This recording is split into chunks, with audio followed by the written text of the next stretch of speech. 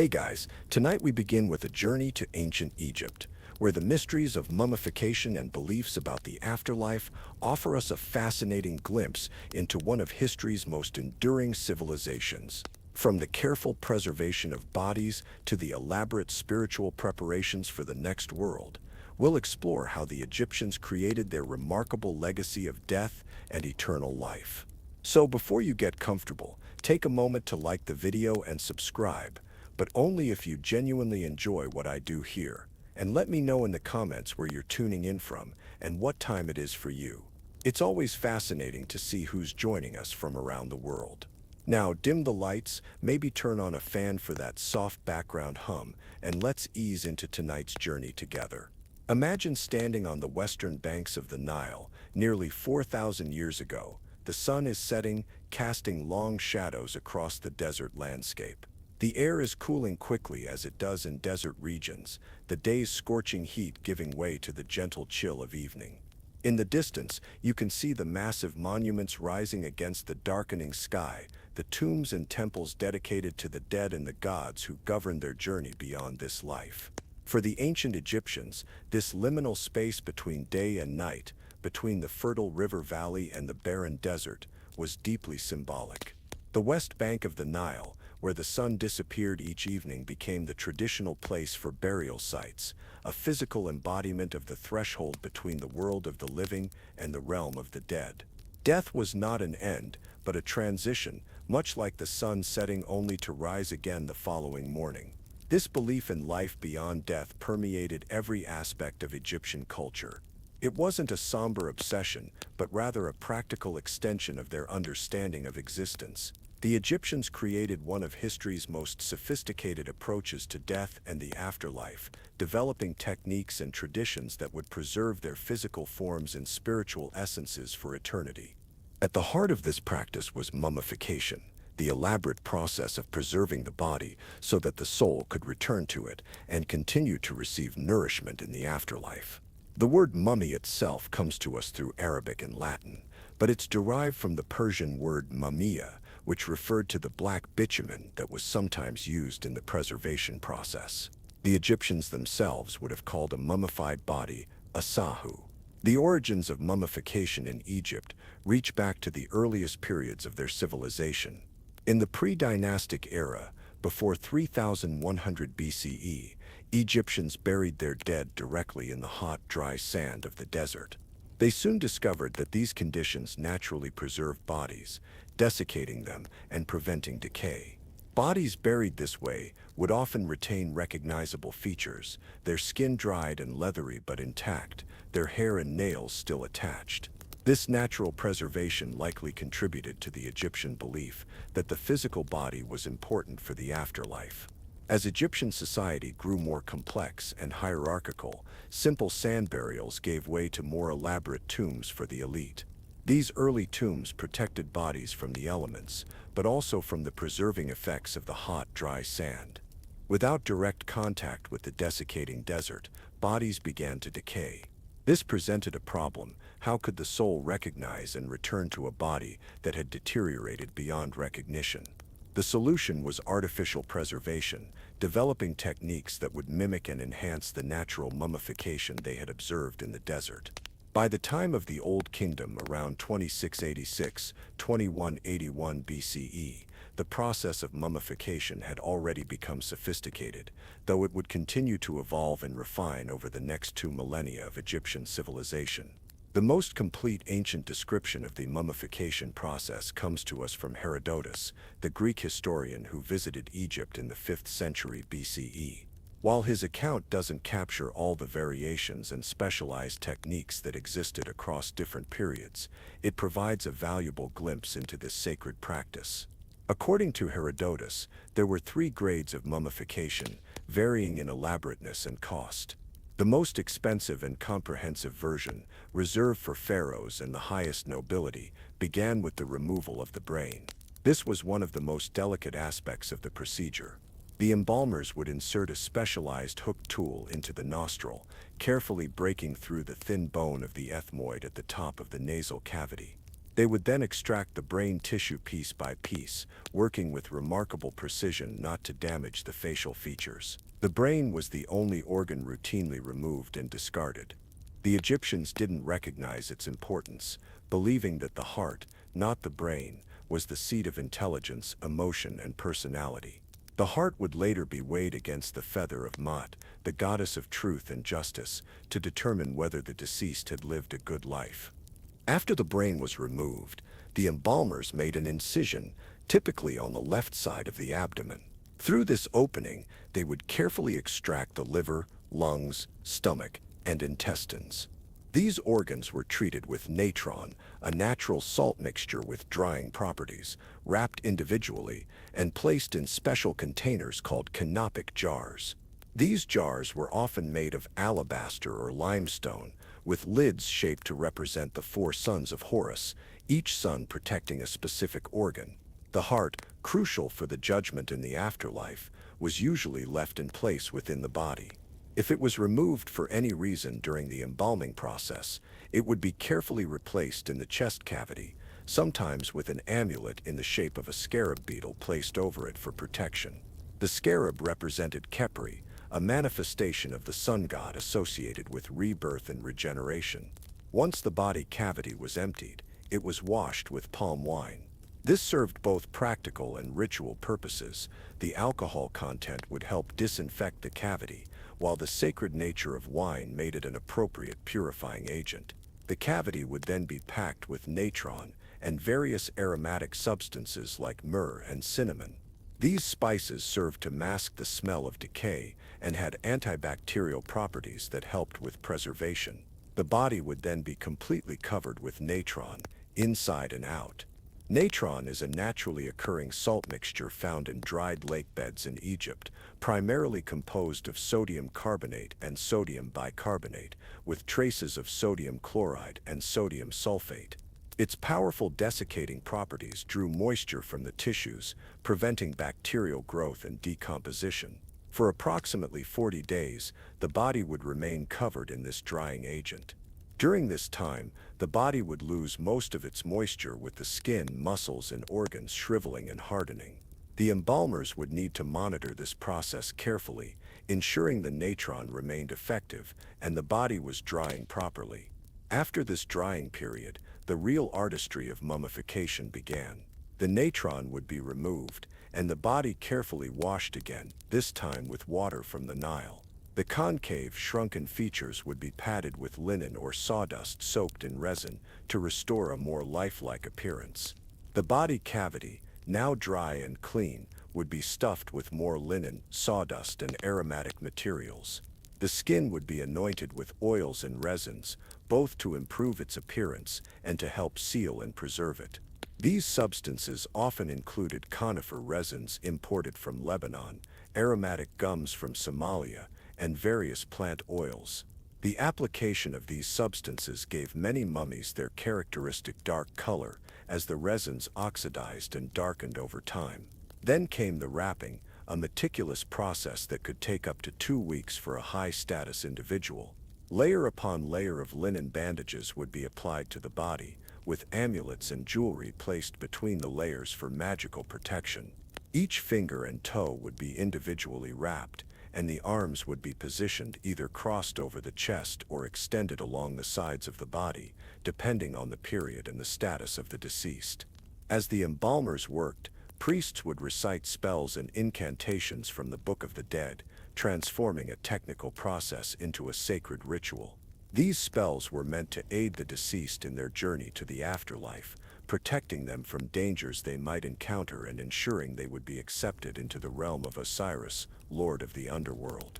The face, the most recognizable part of the individual, received special attention. In elite burials, a mask would be placed over the wrapped head, often made of cartonnage, layers of linen or papyrus covered with plaster, and painted with the idealized features of the deceased. For royalty and the very wealthy, these masks might be made of gold or silver, with semi-precious stones for the eyes and eyebrows, creating a divine, immortalized image of the departed. In the case of pharaohs like Tutankhamun, the mask would be an extraordinary work of art, capturing an idealized version of the king's features in gleaming gold and vibrant inlays of glass and stone. These masks were not merely decorative, they ensured the soul, specifically the bay, one aspect of the Egyptian concept of soul, could recognize its body when returning to it in the afterlife. The completely wrapped mummy would then be placed in a coffin, often made of wood and painted with protective symbols and texts. For the elite, this coffin might be placed within one or more outer coffins, creating a nested set. The pharaoh Tutankhamun, for example, had 3 coffins, the innermost made of solid gold weighing 110.4 kilograms, 243 pounds. The coffin would depict the deceased in an idealized form, often with arms crossed over the chest holding the crook and flail, symbols of royalty. The face would be painted or rendered in 3 dimensions, sometimes with inlaid eyes of rock crystal or obsidian, to create an unsettling, lifelike appearance. The body was positioned with the head to the north, ready to begin its journey into the afterlife. While this elaborate process represented the gold standard of mummification, not everyone could afford such comprehensive treatment. The middle-grade option described by Herodotus skipped the abdominal incision. Instead, cedar oil would be injected into the body cavity through the anus. The body would be covered with natron for the standard 70 days, after which the oil would be drained, bringing with it the dissolved internal organs. This method was less invasive but still effective for preservation. The most basic form of mummification, accessible to the less wealthy, involved simply cleansing the body, treating it with natron for 70 days, and then returning it to the family for burial. This minimal treatment still reflected the importance of physical preservation, even for those of modest means. Over the 3,000 years that Egyptians practiced mummification, the techniques evolved and changed. During some periods, such as the Middle Kingdom 2055 to 1650 BCE, embalmers experimented with new approaches, including removing the brain through the foramen magnum at the base of the skull, rather than through the nose, or occasionally removing and treating the skin separately before replacing it on the body. The quality and sophistication of mummification peaked during the New Kingdom 1550 to 1069 BCE, the era of Tutankhamun and Ramses II. During this period, embalmers achieved remarkable results, preserving bodies in a way that still allows us to see the features of individuals who died over 3,000 years ago. During the later periods of Egyptian history, particularly under Greek and Roman influence, mummification began to incorporate new elements. Portraits painted on wooden panels might be placed over the face instead of traditional masks, creating a more personalized memorial. These Fayum portraits, named after the region where many were found, represent an intriguing blend of Egyptian funerary traditions and Greco-Roman artistic styles. The process of mummification wasn't limited to humans. Animals were also frequently mummified in ancient Egypt. Some were beloved pets, buried with their owners to provide companionship in the afterlife. Others were sacred animals associated with particular deities: cats for Bastet, ibises for Thoth, crocodiles for Sobek. Still others were votive offerings, mummified and buried by pilgrims as gifts to the gods. Archaeologists have discovered millions of animal mummies, ranging from tiny shrews to massive bulls, each prepared with care and reverence. The physical preservation of the body was just one aspect of preparing for the afterlife. Equally important was the spiritual preparation. The Book of the Dead, a collection of spells and instructions, was often included in the tomb to guide the deceased through the perils of the underworld and the judgment of their soul. One of the most significant parts of this journey was the weighing of the heart ceremony. The Egyptians believed that after death, the heart, considered the seat of a person's conscience and morality, would be weighed against the feather of Mat, the goddess of truth and cosmic order. If the heart was lighter than or equal in weight to the feather, showing the deceased had lived a just and honorable life, they would be granted entry into the field of reeds, the Egyptian paradise. If the heart was heavier than the feather, weighed down by evil deeds and falsehoods, it would be consumed by Ammit, the devourer of the dead, a fearsome hybrid creature part crocodile, part lion and part hippopotamus. This would result in the second death, complete obliteration, the most terrible fate an Egyptian could imagine. To help ensure a favorable judgment, tombs were inscribed with declarations of innocence, listing all the sins the deceased had not committed. I have not stolen, I have not killed, I have not lied, and so on.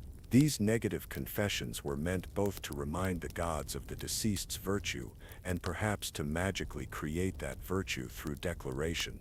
The journey to the afterlife wasn't just about moral judgment, it was also filled with supernatural dangers. The deceased would need to navigate past hostile demons and obstacles, naming each guardian gate correctly to pass through. The Book of the Dead provided maps of this journey and the necessary spells and passwords to overcome each challenge. Each spell was designed for a specific purpose, to give the deceased power to transform into different animals, to prevent the heart from betraying them during judgment, or to ensure they would be able to eat, drink, and breathe in the next world. This brings us to the Egyptian concept of the soul, which was multifaceted and complex. Rather than a single entity, they believed the soul had several aspects. The Ka was a kind of life force created at birth and separated at death. It needed sustenance even after death, which is why food offerings were left in tombs. The Bay was closer to our concept of personality, depicted as a human-headed bird that could leave the tomb during the day, but needed to return to the mummified body at night. The Akh was the transformed, effective spirit that could dwell among the gods and influence the world of the living. For these aspects of the soul to function properly, they needed a preserved body as an anchor and a place to return to, hence the critical importance of mummification. Without a recognizable body, the Bay might wander lost, unable to complete its transitions, and the deceased would be deprived of true immortality. The Egyptians also understood that the physical body, even when mummified, might be damaged or destroyed over time. As a backup, they created statues of the deceased, known as Ka statues, which could serve as alternative vessels for the soul. These ranged from small wooden figures to life-size stone sculptures for the elite. The more realistic these representations, the better they could serve their purpose, which is why Egyptian portraiture strove for recognizable likenesses even while conforming to idealized artistic conventions.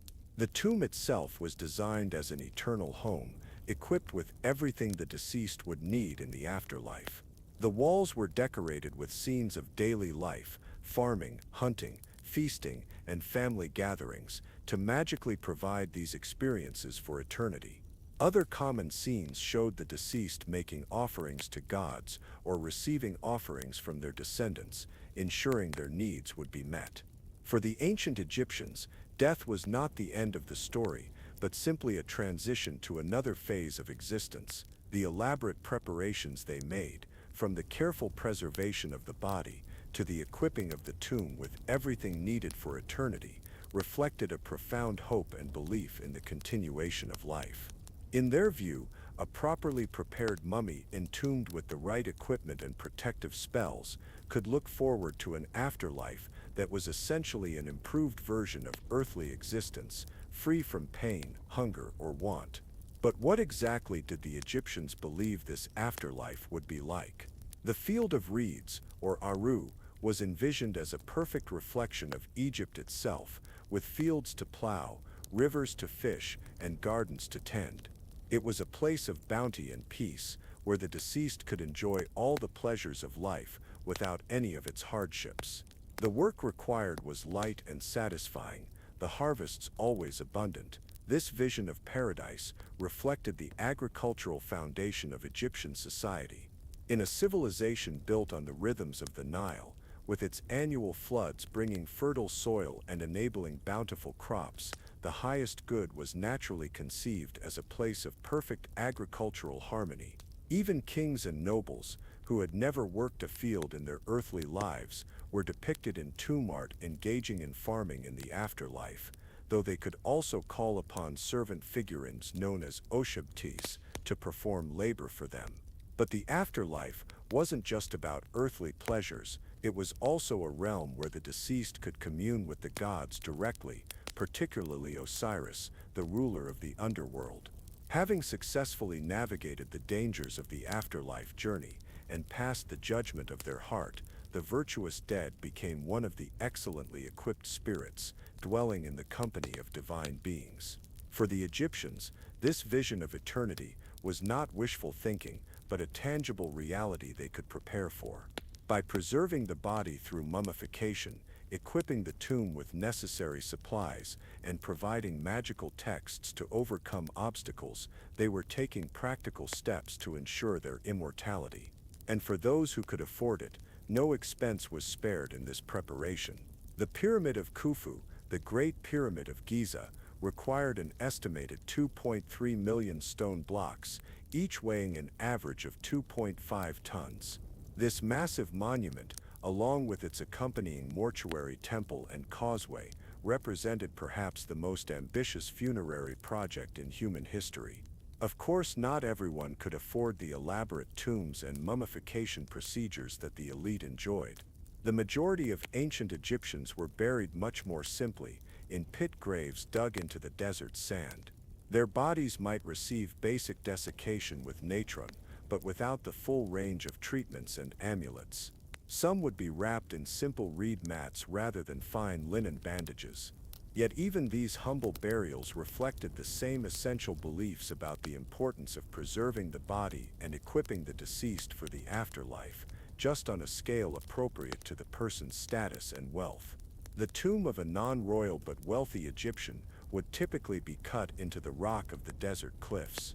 These rock-cut tombs often featured an entrance chapel where surviving family members could bring offerings, and a deep burial shaft leading to the chamber where the sarcophagus would rest. The walls would be decorated with scenes relevant to the deceased's life and profession, as well as religious imagery to aid their journey to the afterlife.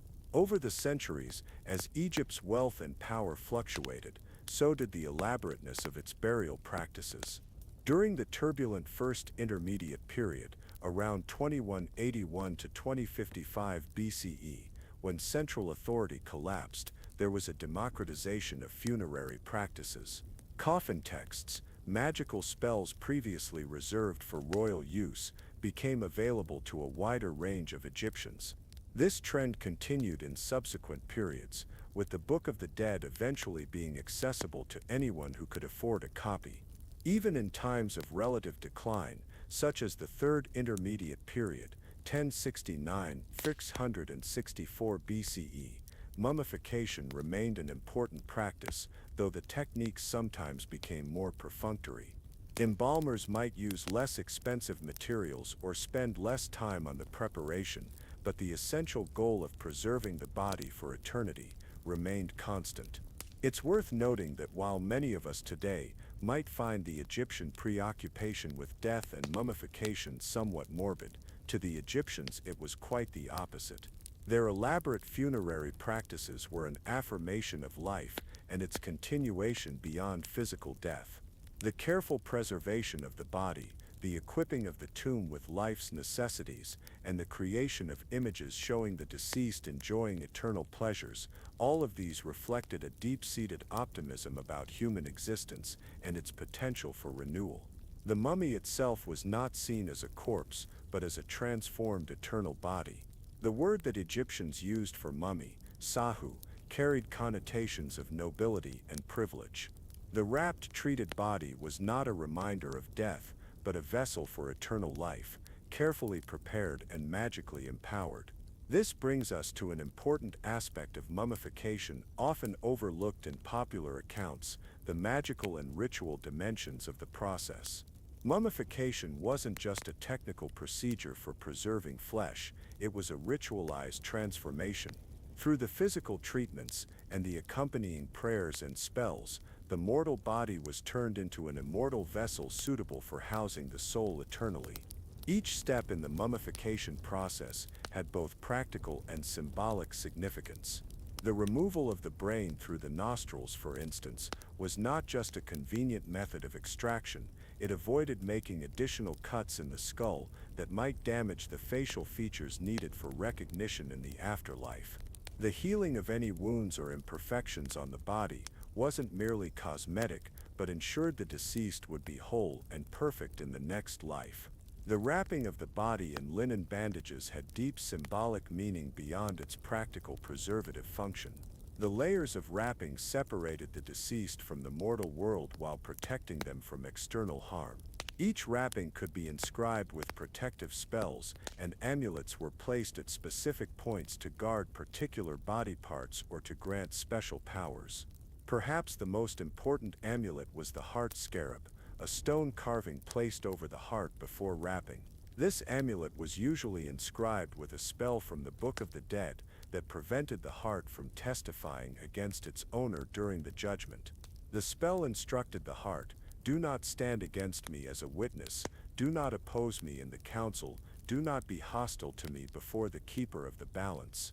Other common amulets included the Jade pillar, representing stability and the backbone of Osiris, the Ankh symbolizing life, the Chet or Isis knot, providing the protection of the goddess, and the Jade or Eye of Horus, offering healing and protection.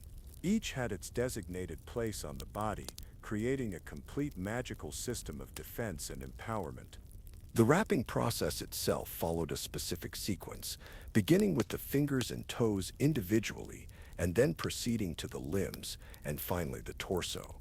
Each layer of bandages was sealed with resin, creating a hardened protective shell. For high-status individuals, a final layer of shroud might cover the entire wrapped body, painted with an image of Osiris or decorated with a cartonnage mask and pectoral. Throughout this wrapping process, which could take up to 2 weeks for an elite burial, priests would recite the appropriate spells and perform ritual purifications. The embalmers themselves, while performing what we might consider a medical or technical task, were also engaged in a sacred duty. They wore masks of Anubis, the jackal-headed god of embalming, symbolically transforming themselves into divine agents during the process. Anubis held a special place in the mummification ritual. According to Egyptian mythology, he was the god who embalmed Osiris after his murder by his brother Seth, thus enabling Osiris's resurrection and transformation into the ruler of the underworld. Every human mummification ritually reenacted this mythic event, with the deceased symbolically identified with Osiris and the embalmers taking on the role of Anubis. This identification with Osiris was a central concept in Egyptian funerary religion. In death, the deceased was thought to become an aspect of Osiris, sharing in his power of rebirth. Many coffins from the New Kingdom period explicitly address the deceased as the Osiris name, signifying this transformation. The green skin often depicted on Osiris in Egyptian art, and sometimes painted on coffins, symbolized vegetation and rebirth, connecting the god's regenerative powers with the cycles of nature. The final stage of the mummification process was the funeral itself, another elaborately choreographed ritual. For the elite, this would be a grand procession, with the coffin transported from the place of embalming to the tomb on a boat-shaped sledge pulled by oxen or human pallbearers. Professional mourners, often women, would accompany the procession, their dramatic displays of grief, tearing at clothes, covering themselves with dust, wailing loudly, forming an expected part of the ritual. The funeral procession would typically cross the Nile, symbolizing the deceased's journey from the world of the living to the realm of the dead. Upon reaching the tomb, a priest wearing a mask of Anubis would perform the opening of the mouth ceremony, a critical ritual that magically reanimated the mummy's senses. Using special implements, the priest would touch various parts of the mummy or its coffin, symbolically reopening the eyes, ears, nose, and mouth so that the deceased could see, hear, breathe, and eat in the afterlife. This ceremony concluded with offerings of food and drink, which the newly awakened deceased could now magically consume. Family members might share a memorial meal at the tomb, partaking of the same foods offered to the deceased and thereby maintaining communion with them. This practice of bringing offerings to the tomb would ideally continue for generations, sustained by endowments the deceased had established during their lifetime. Once the funeral rituals were complete, the coffin would be placed in its final resting place, a burial chamber in a pyramid, a rock-cut tomb, or a simple shaft, depending on the deceased's status. The chamber would be stocked with everything the person would need in the afterlife: furniture, clothing, jewelry, tools related to their profession, board games for entertainment, and various vessels filled with food and drink. For those who could afford them, shabtai figures, also called a shaptus, were included in the burial. These small figurines, usually made of faience, wood, or stone, were designed to magically come to life and perform labor on behalf of the deceased in the afterlife.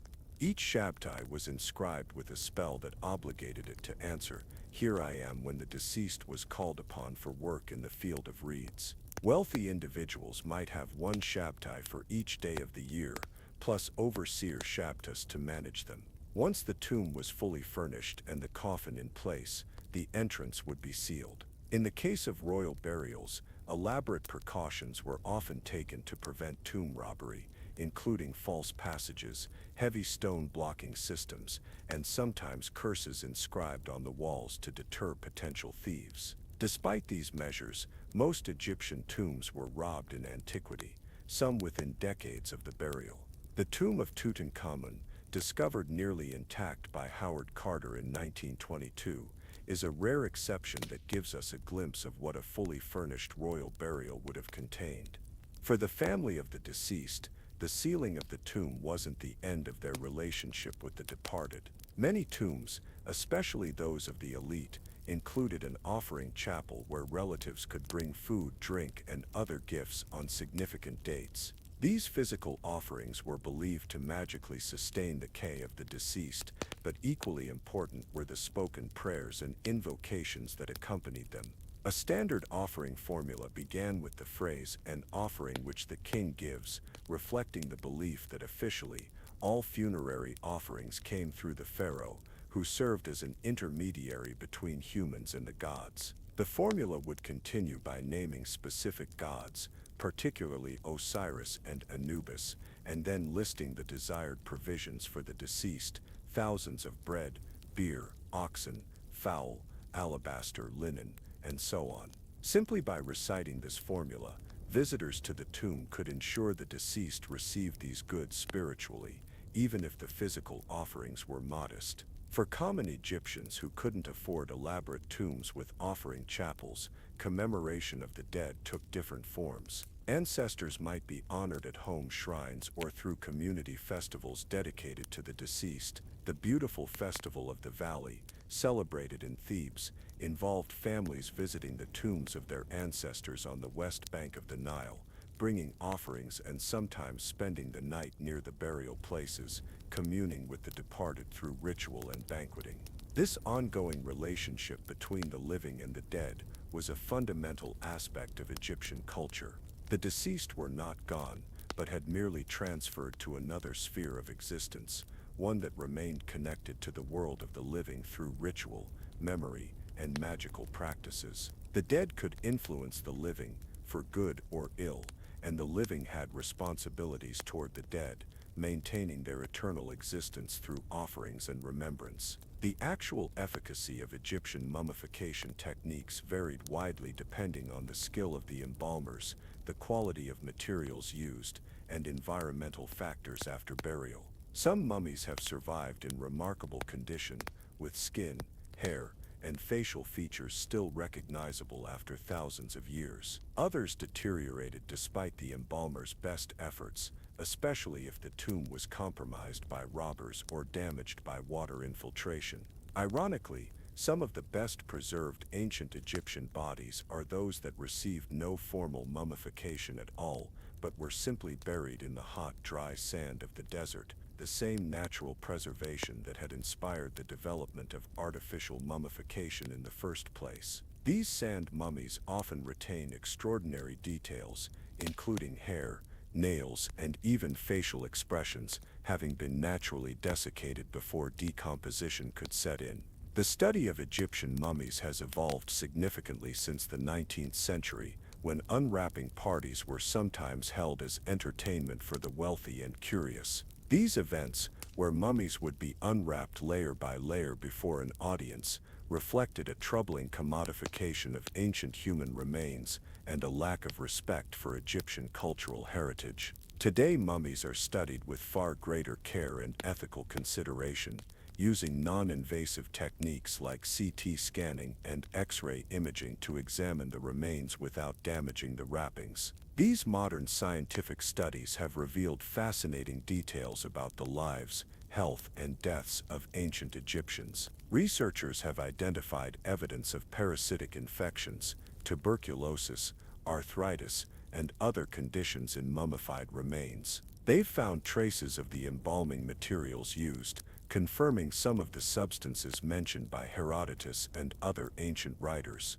They've even discovered unexpected aspects of mummification practice, such as the occasional placement of various objects, amulets, pieces of jewelry, or even flowers, within the body cavities or wrappings. One particularly interesting area of research has been the identification of the plants, resins, and other organic materials used in the mummification process. Gas chromatography, mass spectrometry, and other advanced analytical techniques have detected compounds from juniper, cedar, balsam, pistachio resin, cassia, and various aromatic oils in mummy wrappings and body cavities. Many of these substances had to be imported from Lebanon, Somalia, or other distant regions, highlighting the extensive trade networks that supplied Egypt's mortuary industry. The most elaborate mummification practices began to decline during the late period,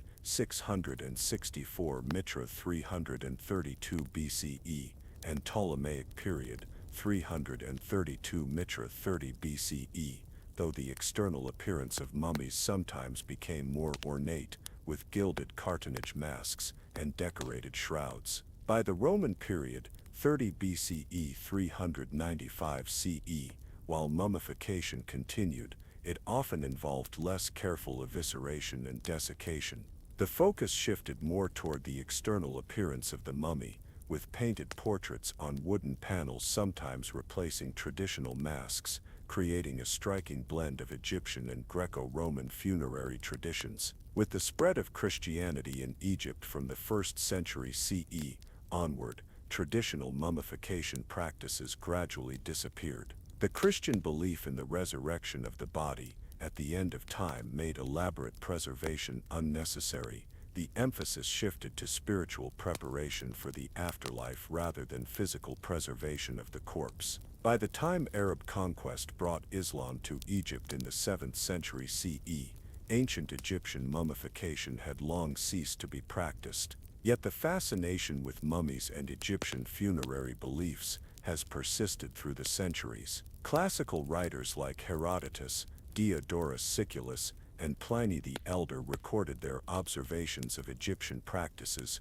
preserving knowledge that might otherwise have been lost. During the Middle Ages, mummy, the bituminous substance thought to be found in ancient Egyptian tombs, became a prized medicinal ingredient, leading to the grisly trade in looted mummified remains, ground up for their supposed healing properties. The European rediscovery of Egypt in the 18th and 19th centuries, accelerated by Napoleon's Egyptian campaign and the subsequent decipherment of hieroglyphics through the Rosetta Stone, fueled a new wave of Egyptomania. Mummies became objects of scientific study, museum display, and popular entertainment. They inspired literature, art, and eventually film, often with more emphasis on curse and horror than historical accuracy. Today, our approach to Egyptian mummies balances scientific inquiry with ethical respect. Modern museums increasingly recognize that mummified remains are not merely artifacts,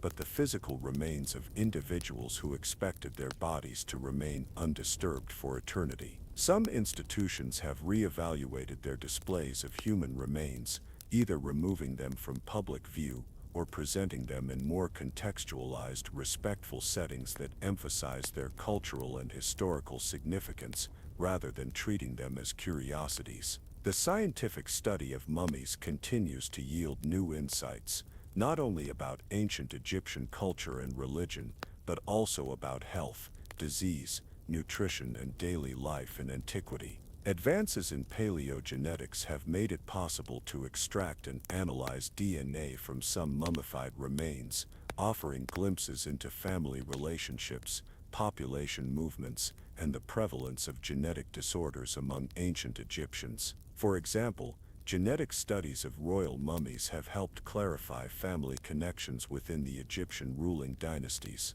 Analysis of the mummy of Tutankhamun revealed that his parents were brother and sister, a practice not uncommon among Egyptian royalty, but one that may have contributed to his poor health and early death. Similar studies have tracked the presence of diseases like tuberculosis and schistosomiasis through the ancient population, providing valuable data for the study of the history of medicine. But perhaps the most enduring legacy of Egyptian mummification is its influence on our collective imagination and understanding of death. The Egyptian vision of an afterlife that required careful preparation of death as a transition rather than an ending has echoed through countless cultural and religious traditions. While few cultures adopted the specific practices of mummification, the Egyptian emphasis on remembering and honoring the dead, on maintaining a connection between the living and those who have passed on, resonates across diverse human societies. The ancient Egyptians believed that to speak the name of the dead is to make them live again. In learning and talking about their practices of mummification and their beliefs about the afterlife, we are in a sense fulfilling that ancient wish, ensuring that these individuals and their culture continue to have a kind of immortality in our collective memory. As we've explored the intricate process of mummification and the elaborate belief system that surrounded it, we've seen how the ancient Egyptians approached the universal human experience of mortality. Rather than denying death or viewing it with fear, they integrated it into a comprehensive worldview that promised eternal continuity. Through careful physical preservation, magical protection, and ongoing remembrance by the living, they sought to transform death from an ending into a transition, a doorway to an improved existence where the deceased could enjoy all the pleasures of life without its hardships. This perspective on death was deeply intertwined with Egyptian understandings of time and cosmic order. While modern Western thought often conceives of time as linear, the Egyptians saw it as both linear and cyclical. Individual lives had a beginning and an end, but they were part of greater cycles of renewal, represented by the daily rebirth of the sun, the annual flooding of the Nile, and the eternal oscillation between order and chaos, maintained by the proper performance of rituals both divine and human. The mummified body served as a point of connection between these different conceptions of time.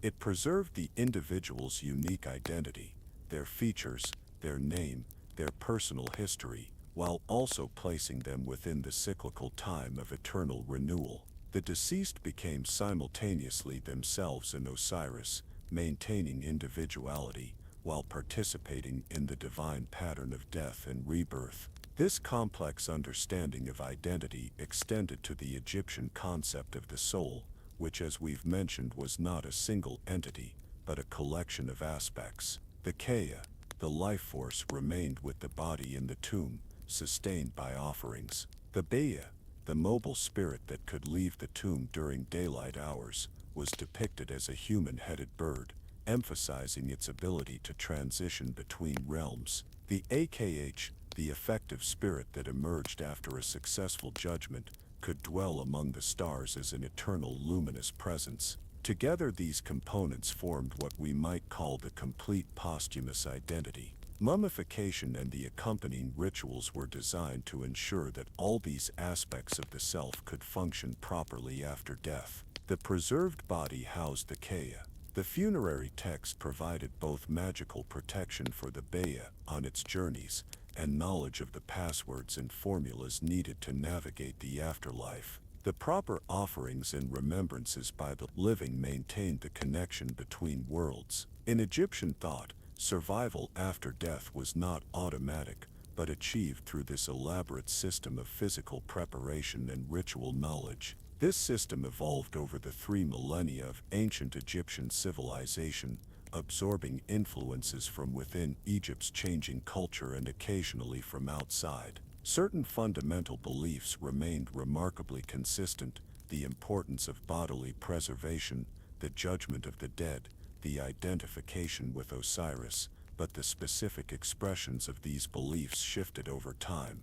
Early funerary texts like the pyramid texts, inscribed in royal tombs of the Old Kingdom, eventually gave way to the coffin texts of the Middle Kingdom, and finally to the Book of the Dead, which continued to evolve through the late period. These texts themselves revealed the democratic evolution of Egyptian afterlife beliefs. The pyramid texts were exclusively royal, assuring the king's ascension to the heavens and identification with the sun god Rhea. The coffin texts expanded these posthumous possibilities to non-royal elites. By the time of the New Kingdom, the Book of the Dead made the knowledge needed for a successful afterlife available to anyone who could afford a copy. The journey after death, once the exclusive privilege of pharaohs, gradually became a possibility for a wider range of Egyptians. Similarly, the material aspects of funerary practice, the tombs, coffins, and grave goods, show both remarkable continuity and gradual evolution. The basic forms established early in Egyptian history persisted with variations for thousands of years. The anthropoid human-shaped coffin, for instance, first appeared in the Middle Kingdom and remained the standard form until the end of Egyptian civilization, though its decorative elements changed with artistic fashions. What makes Egyptian mummification and funerary practices so fascinating to us today is not just their exotic difference from modern customs, but also the universal human concerns they addressed. How do we remember those who have died? How do we maintain a connection with them?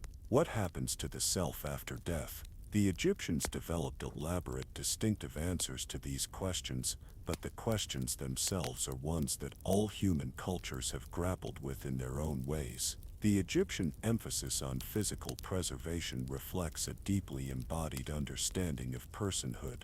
For them, the body was not a temporary vessel to be discarded, but an essential aspect of identity that needed to be maintained even after death. This perspective contrasts with dualistic traditions that sharply separate body and soul, seeing the physical form as something to be transcended. In Egyptian thought, the physicality of existence was not something to escape, but something to preserve and enhance eternally.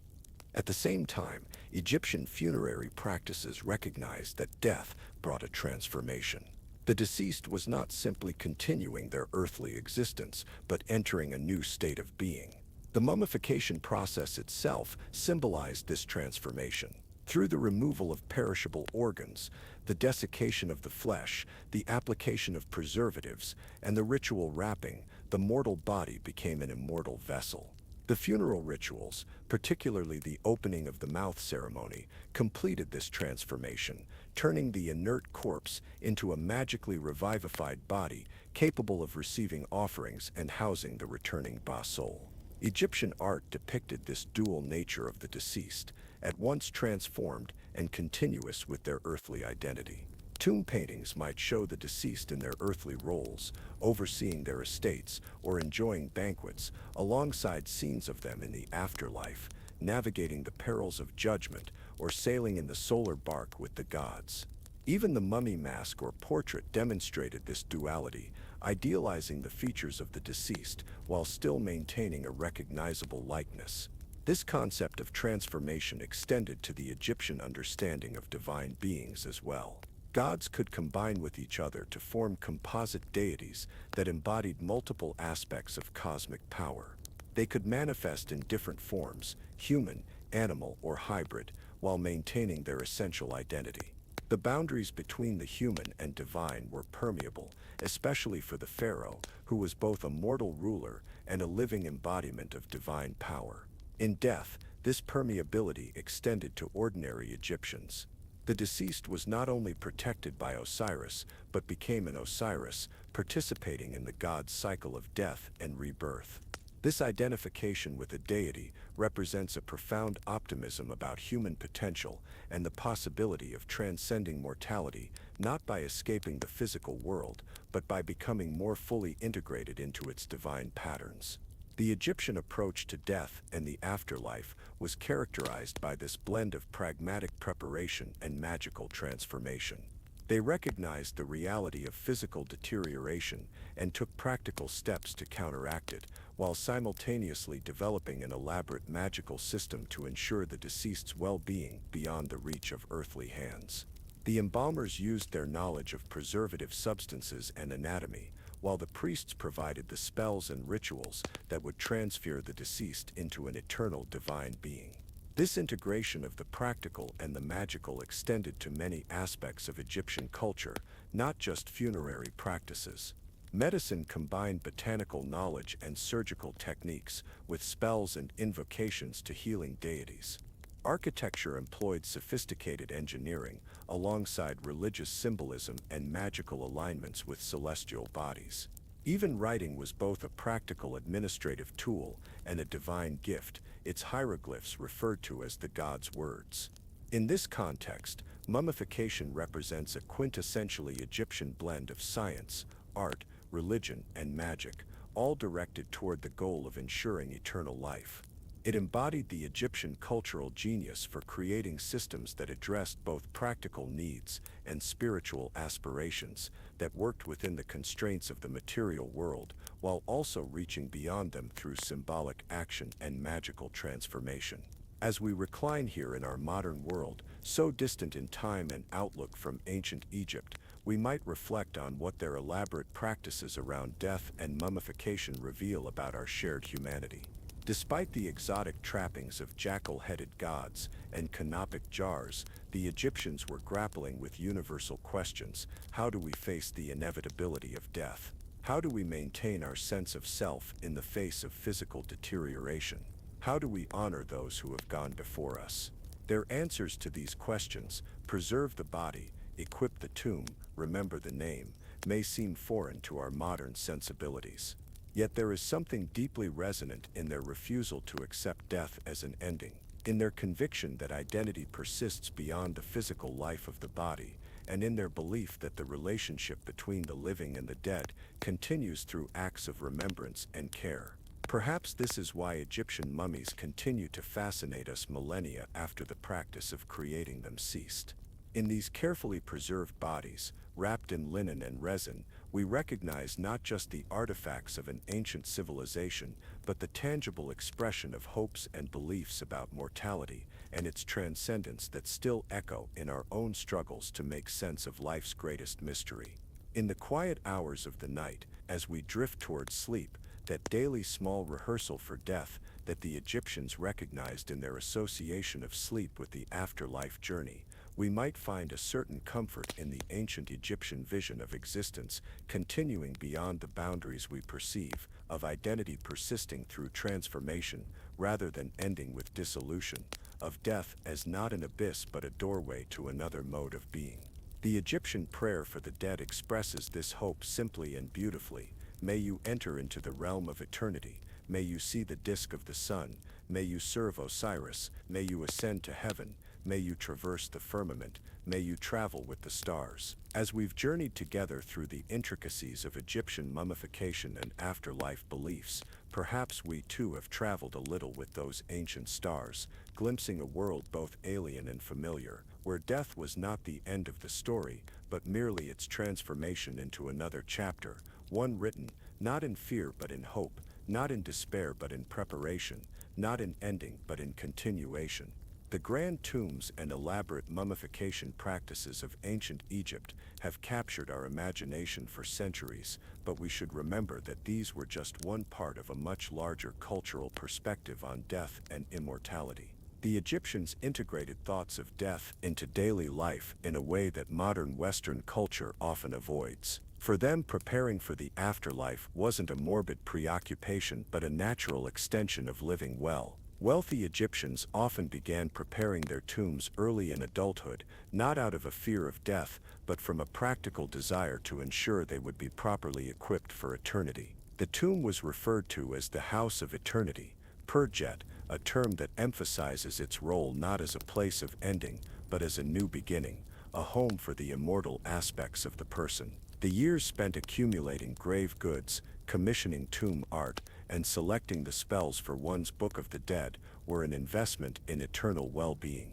This practical approach to death extended even to how Egyptians thought about ethical behavior in life. The idea of the heart being weighed against the feather of Maat after death wasn't just a religious abstraction but a moral framework that influenced daily decisions. When tomb inscriptions listed the virtues of the deceased, generosity, fairness, honesty, these weren't just funerary platitudes but reflections of values that the person had aspired to embody during their lifetime, knowing they would face judgment in the next. The famous negative confessions from the Book of the Dead, where the deceased declared all the sins they had not committed, Yoav, I have not stolen, I have not killed, I have not lied, served as a moral code for the living as much as a script for the afterlife. Egyptians were encouraged to live in such a way that they could truthfully make these declarations when standing before Osiris in the Hall of Two Truths. Yet the Egyptian view of morality wasn't as simple as following a rigid set of rules. Maat, the principle of truth, balance, and cosmic order that the feather represented in the weighing of the heart, was a complex concept that encompassed not just ethical behavior, but one's proper place in the social and cosmic hierarchy. Living in accordance with Maat meant fulfilling one's duties to family, community, and the gods, maintaining the harmony of creation established at the beginning of time. This holistic view reflected the Egyptian understanding of the universe as an interconnected system, where every element, divine, human, animal, and environmental, had its role to play in maintaining order against the ever-present threat of chaos. Mummification itself was part of this cosmic maintenance, preserving the proper order of existence by ensuring that the physical and spiritual components of a person remained connected rather than being dispersed through decay. The embalmers who performed mummification held a paradoxical position in Egyptian society. Their work was essential for the proper transition to the afterlife, yet the nature of that work, handling dead bodies, removing organs, working with blood and other bodily fluids, made them ritually impure. According to some accounts, they lived in separate communities, partly due to the smells associated with their profession, but also because of their liminal social status. Despite this ambiguous position, embalmers were skilled professionals who passed their techniques from generation to generation, often within families. The chief embalmer took on the role of Anubis during the mummification rituals, wearing a jackal mask to embody the god of embalming.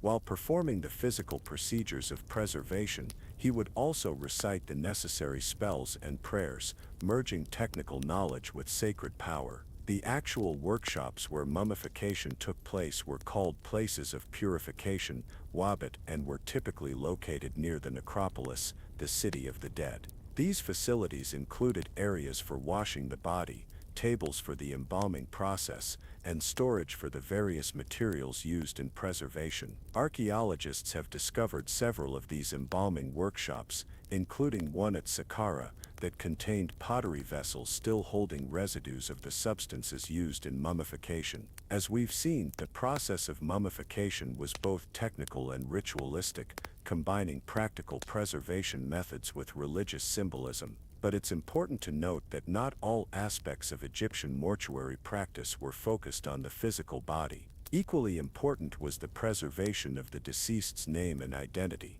The Egyptians believed that to be forgotten was a form of second death, perhaps even more final than physical decay. This is why tombs prominently displayed the name of the deceased, often in multiple places and formats. The name was not just a label but a component of the person, a continuation of their existence. Pharaohs took this concept to an extreme, carving their names, particularly their throne names or prenomens, on monuments throughout Egypt, ensuring their immortality through ubiquitous presence. This importance of the name explains why some of the worst punishment in ancient Egypt was the destruction of one's name, a practice called damatio memoriae.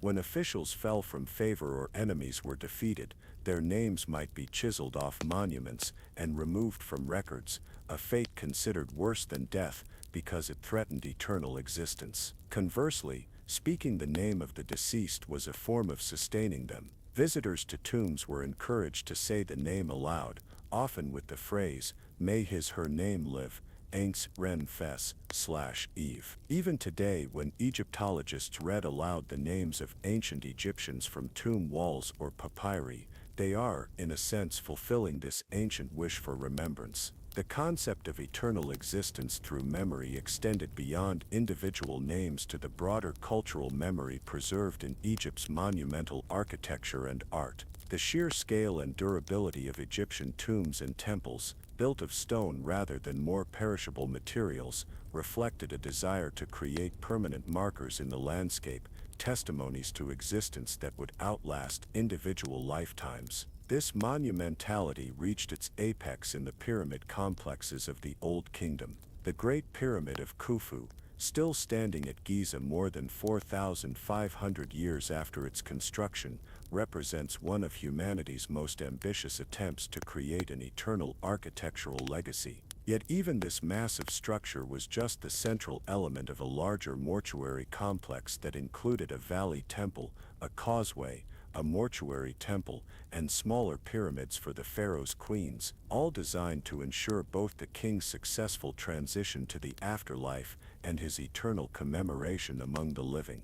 The effort invested in these structures was staggering. The Great Pyramid contains an estimated 2.3 million stone blocks, each weighing between 2.5 and 15 tons. Moving and placing these massive stones required not just vast amounts of labor, but remarkable engineering knowledge. The precision of the pyramid's construction, its nearly perfect square base, its careful alignment to the cardinal points, its smooth-faced design, reflects both technical mastery and religious purpose, creating a form that embodied stability and permanence in its very geometry. By the New Kingdom period, c. 1550 to 1069 BCE, royal burial practices had shifted from pyramids to rock-cut tombs in the Valley of the Kings near Thebes' modern Luxor. These tombs, though less immediately visible in the landscape, continued the tradition of durability and elaborate preparation for the afterlife. Carved deep into the limestone cliffs, they were designed to be hidden and protected, yet they too were part of larger mortuary complexes that included visible temples for the ongoing cult of the deceased king. While royal tombs and burials represent the most spectacular examples of Egyptian funerary practices, they were in many ways elaborations of customs and beliefs shared across Egyptian society. The core concepts, preservation of the body, equipping the deceased for the afterlife, ensuring remembrance among the living, were common to burials at all social levels, though expressed with greater or lesser material wealth. This democratization of afterlife beliefs became more pronounced in later periods of Egyptian history. During the Old Kingdom, texts like the Pyramid texts suggested that the fullest form of posthumous existence, ascending to join the circumpolar stars as an egg spirit, was reserved for royalty. By the Middle Kingdom, the coffin texts extended similar possibilities to the non-royal elite, and by the New Kingdom, the Book of the Dead made the necessary knowledge for navigating the afterlife available to anyone who could afford a copy. The democratization of eternal life was never complete in ancient Egypt.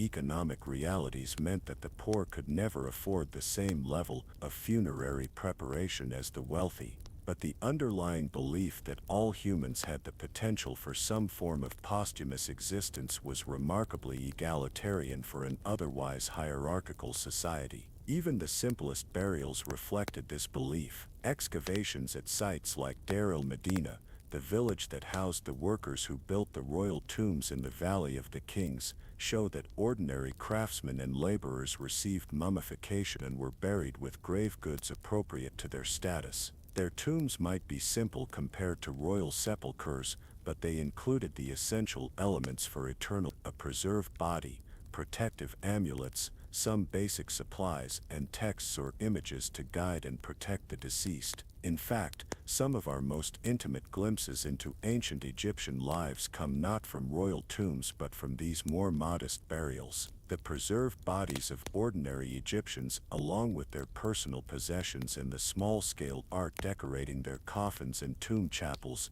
reveal details of daily life, health, work, and relationships that complement the grander narrative of pharaonic power and divine kingship. For instance, studies of mummies from non-elite contexts have revealed evidence of the physical toll taken by a life of labor. Skeletal analysis shows patterns of stress and injury consistent with heavy work, compression fractures in the spine, arthritis in weight-bearing joints, muscle attachments strengthened through years of physical effort. Dental examinations reveal wear patterns caused by using teeth as tools or by the grit present in stone ground flour. These physical markers write a silent biography of lives spent in manual labor, building the monuments and producing the goods that sustained Egyptian civilization. Other evidence speaks to medical knowledge and care. Some mummies show signs of successfully treated injuries, broken bones that healed well, trepanation skull surgery followed by survival, even primitive dental work. The Edwin Smith Papyrus, an ancient Egyptian medical text, demonstrates a sophisticated understanding of trauma treatment, with detailed instructions for setting fractures, bandaging wounds, and recognizing when an injury was beyond treatment. This knowledge would have been applied not just to the living, but to the preparation of bodies for the afterlife, where healing any wounds or injuries was an important part of ensuring the deceased's wholeness and well-being. The most personal objects found in Egyptian tombs, the items that people chose to take with them into the afterlife, also tell stories of individual lives and relationships. Jewelry bearing the names of loved ones, tools related to a person's trade, favorite games or musical instruments, cosmetic items and clothing all speak to identities and preferences that transcended death. These weren't just symbolic objects but personal possessions that had meaning to the individual, chosen to accompany them through eternity. In tombs of all levels, images of the deceased with their families suggest the hope that these relationships would continue beyond death. Spouses are shown seated together, holding hands or embracing. Parents are depicted with their children, sometimes spanning multiple generations. Even pets, dogs, cats, monkeys, and other animals appear in tomb art, suggesting that these bonds of affection were expected to endure in the afterlife. The Egyptian vision of the afterlife was in many ways a perfected version of earthly existence, complete with all its social connections and daily pleasures. The field of reeds, Eru, was imagined as an idealized Egypt, with abundant fertile land, plentiful food and drink, and the company of loved ones. Work existed in this paradise, but was light and fulfilling, the natural activity of a complete life rather than a burden. This embodied, social conception of eternal life contrasts with more abstract or transcendent visions found in some other religious traditions. The Egyptians didn't aspire to escape the material world or merge into an undifferentiated divine consciousness. They wanted to continue being themselves, with their bodies, names, relationships, and activities, in a setting free from pain, want, or threat. This fundamentally affirmative view of existence, the sense that life, with all its sensory experiences and social connections, was something to be preserved and extended rather than transcended, permeates Egyptian funerary religion. It explains the care taken to preserve the body, to provide it with sustenance, to equip it with the objects of daily life, and to maintain its connection to a community of remembrance. Even the darker aspects of Egyptian afterlife beliefs, the dangers lurking in the underworld, the judgment of the dead, the threat of the second death, served this affirmative vision. They were obstacles to be overcome through proper preparation and moral living, not inevitable dooms or punishments for existence itself. The Egyptian afterlife was earned, Not granted automatically nor denied categorically, it was the natural continuation of a life well lived according to the principles of Mat. This perspective on death and eternal life evolved over the 3 millennia of ancient Egyptian civilization, absorbing influences from changing social conditions, political structures, and occasional contact with outside cultures. Yet its core elements show remarkable continuity, from the pre-dynastic pit graves with their simple grave goods to the elaborate royal tombs of the New Kingdom with their extensive funerary texts and equipment. During periods of centralized authority and prosperity, like the Old Kingdom or the height of the New Kingdom, royal funerary customs reached their most elaborate expressions, with massive architectural works and intricate decorative programs. During intermediate periods of decentralized power or foreign rule, practices might become more modest or regional variations might emerge, but the underlying beliefs persisted. Even the major religious developments in Egyptian history, such as the increasing prominence of Osiris as Lord of the Afterlife, or the brief experiment with monotheism under Akhenaten, didn't fundamentally alter the conception of the afterlife as a continuation of embodied social existence. When Akhenaten promoted the exclusive worship of the Aten, the sun disk, and suppressed the cult of Osiris, he still maintained traditional beliefs about the Kea and Ba, still prepared an elaborate tomb for himself, and still expected some form of continued existence after death. This continuity speaks to how deeply these conceptions of death and immortality were embedded in Egyptian culture. They weren't just theological abstractions but practical frameworks for understanding human existence and its relationship to time, memory, and cosmic order. They provided answers to universal questions about mortality, while also reflecting the particular environmental, social, and historical conditions of ancient Egypt. The Nile's annual flooding, bringing fertility and renewal to the land, offered a natural metaphor for death and rebirth. The desert's preservative effect on buried bodies suggested the possibility of physical continuity beyond death. The stable cyclical patterns of Egyptian life, contrasting with the more volatile conditions in neighboring regions, reinforced a vision of continuity rather than radical transformation. In this context, mummification was both a practical technique and a powerful symbol. The preserved body, wrapped in layers of protective linen and resin, encased in nested coffins, and housed in a sealed tomb, represented the Egyptian answer to the universal human confrontation with mortality, not denial or escape, but preservation and continuance, the maintenance of identity and connection through time's changes. For the ancient Egyptians, the physical and spiritual realms weren't separate domains but aspects of a single integrated cosmos. The gods existed in the same world as humans, though perhaps in dimensions not always accessible to ordinary perception. Divine forces shaped natural phenomena, the sun's daily journey, the Nile's flooding, the growth of crops, but through consistent, observable patterns rather than arbitrary interventions. This integrated worldview helps explain the both practical and spiritual nature of mummification. The physical preservation of the body wasn't merely a technical problem to be solved, but a ritual transformation with cosmic significance. Similarly, the magical spells and amulets included in the burial weren't mere superstitions but practical tools for navigating the spiritual dimensions of existence, as real in their way as the linen wrappings and natron salts used to preserve flesh. Modern observers sometimes struggle to understand this integration of the practical and the magical, the physical and the spiritual. Our cultural inheritance tends to separate these domains, categorizing embalming as a scientific practice and funerary prayers as religious expressions. But for the Egyptians, these weren't separate realms of knowledge or practice. The embalmers were simultaneously technicians and priests, working with both material substances and divine forces to achieve the transformation of the deceased into an eternal being. This holistic approach characterized many aspects of Egyptian culture beyond funerary practices. Medicine combined practical treatments based on observed effects with spells and invocations to healing deities. Architecture employed sophisticated engineering alongside precisely calculated alignments with celestial bodies and symbolic representations of cosmic order. Agriculture followed practical methods developed through generations of experience, while also incorporating rituals to ensure divine favor for the crops. In each case, what might seem contradictory to modern sensibilities, the empirical and the magical, the practical and the symbolic, formed an integrated whole in Egyptian practice. This integration reflects not a failure to distinguish between different types of causality, but a complex understanding of how multiple factors, both visible and invisible, material and divine, contributed to any outcome.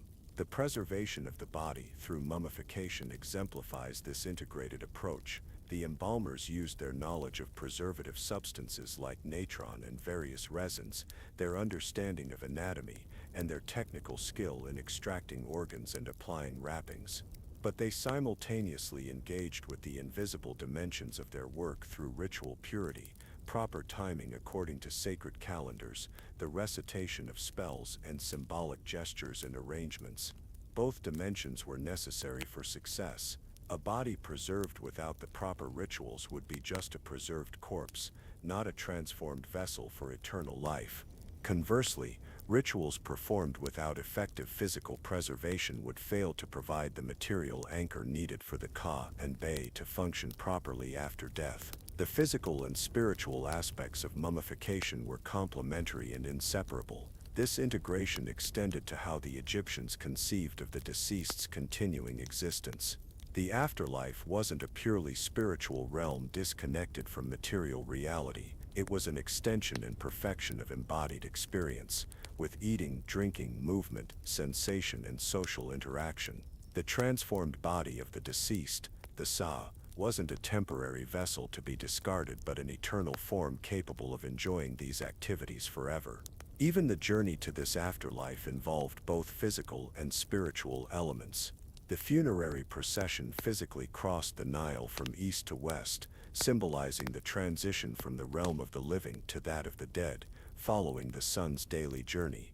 The mummy was transported on a boat-shaped sledge, connecting this final journey to both everyday river travel and the cosmic voyage of the sun god in his boat across the sky and through the underworld. Upon reaching the tomb, the physical interment of the coffin was accompanied by the opening of the mouth ceremony, a ritual that bridged matter and spirit by magically reactivating the senses of the deceased. Using special implements to touch various parts of the mummy or its coffin, the priest symbolically reopened the eyes, ears, nose, and mouth, enabling the deceased to see, hear, breathe, and eat in the afterlife. This ritual transformation turned the inert mummy into a living vessel capable of housing the returning Bay soul. Inside the sealed burial chamber, physical objects and magical images worked together to sustain the deceased. Food offerings provided nourishment for the Ka, while paintings of food on the tomb walls magically ensured an eternal supply. Ushabti figurines physically represented the workers who would labor for the deceased in the afterlife, while the spells inscribed on them magically activated this service. Every element of the tomb equipment had both material and spiritual dimensions, functioning simultaneously in multiple realms of existence. This integration of the physical and the spiritual in Egyptian funerary practice reflects a broader cultural perspective that saw the visible and invisible worlds as interwoven rather than separate. The divine was immanent in the natural world, manifesting through observable phenomena like the sun, the river, and the cycle of seasons. The sacred wasn't confined to temples or tombs but permeated daily life, from the preparation of food to the construction of buildings to the governance of society. In this context, mummification wasn't an attempt to deny or transcend physical reality, but to perfect and eternalize it.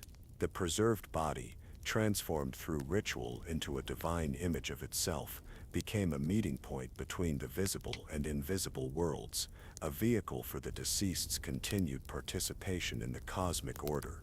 This perspective offers a striking contrast to dualistic traditions that see the body as a temporary prison from which the soul must escape, or materialistic viewpoints that reduce human existence to purely physical processes without spiritual dimensions. The Egyptian approach embraced both the material and the spiritual, seeing them not as opposed but as complementary aspects of a single integrated reality. Ironically, While the Egyptians went to extraordinary lengths to preserve physical bodies through mummification, they did so not out of a materialistic worldview but from a deeply spiritual understanding of embodiment. For them, the body wasn't just a biological organism but a sacred vessel capable of transformation and eternalization. Through the integrated practices of physical preservation and ritual empowerment, they sought to create not just a preserved corpse but a divinized body, a sahu that could house the immortal aspects of the person forever.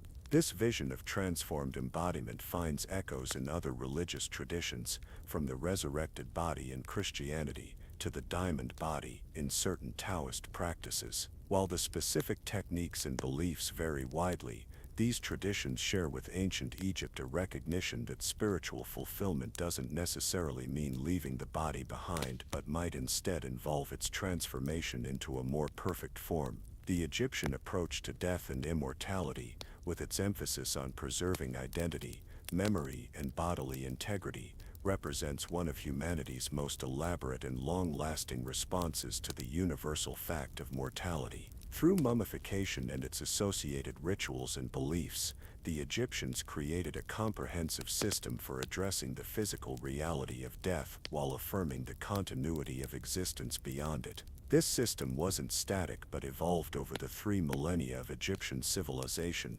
absorbing new influences and adapting to changing social and political conditions. Yet its core elements, the preservation of the body, the provision of equipment for the afterlife, the magical protection of the deceased, the maintenance of memory among the living, show remarkable continuity from the earliest dynasties to the Greco-Roman period. What makes the Egyptian approach particularly striking is its optimism. Despite fully acknowledging the reality of death and the vulnerability of human existence, Egyptian funerary religion offered a vision of posthumous possibility rather than inevitable doom. Through proper preparation and moral living, anyone could potentially achieve an eternal existence free from the limitations and sufferings of mortal life. This optimism extended to how the Egyptians viewed their civilization itself. The monumental architecture, the careful preservation of traditions, the emphasis on continuity and order, all reflected a culture oriented toward permanence and eternity. In creating tombs designed to last forever and developing methods to preserve bodies for thousands of years, the Egyptians were asserting their refusal to disappear, their determination to maintain their identity and presence in the world beyond any individual lifetime. In this sense, their ambition has been remarkably successful. Though ancient Egyptian civilization as a living culture ended nearly 2,000 years ago, its legacy persists not just in archaeological remains but in the continuing fascination it exerts on the modern imagination. The pyramids still stand as monuments to eternity. The mummies, carefully preserved through millennia, still bear witness to individual lives long past. The art and architecture, the texts and artifacts, the very names of ancient Egyptians, all continue to be studied, admired, and remembered. Perhaps the most enduring legacy of Egyptian mummification and funerary practices is this demonstration of how a culture can face mortality, not with despair but with creativity and hope.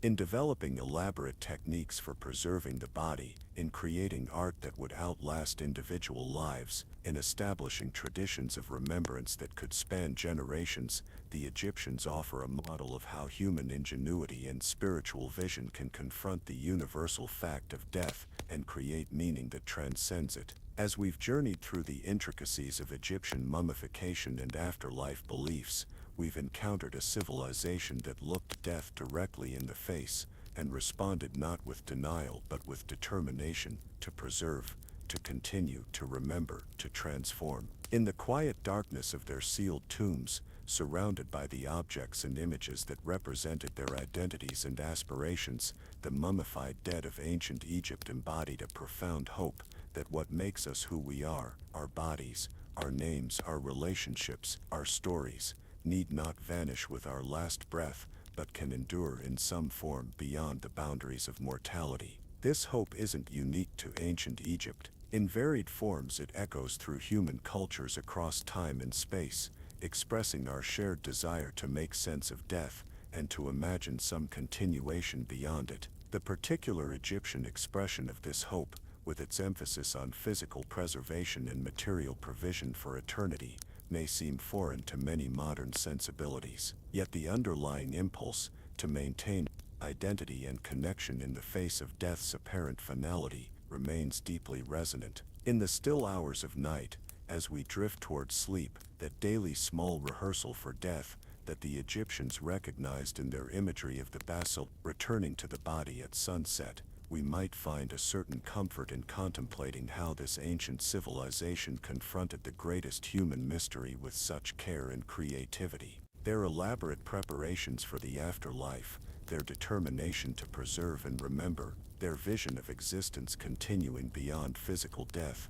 all speak to a fundamental affirmation of life's value and meaning, an insistence that who we are and what we do matters beyond the brief span of years we walk beneath the sun. The ancient Egyptian prayer for the dead expresses this affirmation with simple beauty. May you enter into the realm of eternity in peace. May you see Re at dawn and Atum at dusk. May your basalt live and your Ka be divine. May you be given bread in the house of coolness and water from the cistern of the west. May you journey forth on earth every day, your soul not being repelled from your body. May your excellence be in the presence of the Lord of eternity. May you be counted among the favored ones before the good God. May your name remain sound upon earth while your tomb remains sound in the cemetery. In these wishes for the deceased, to see the sun rise and set, to eat and drink, to move freely between realms, to be remembered among the living while dwelling among the divine, we hear echoes of hopes that transcend any particular culture or time.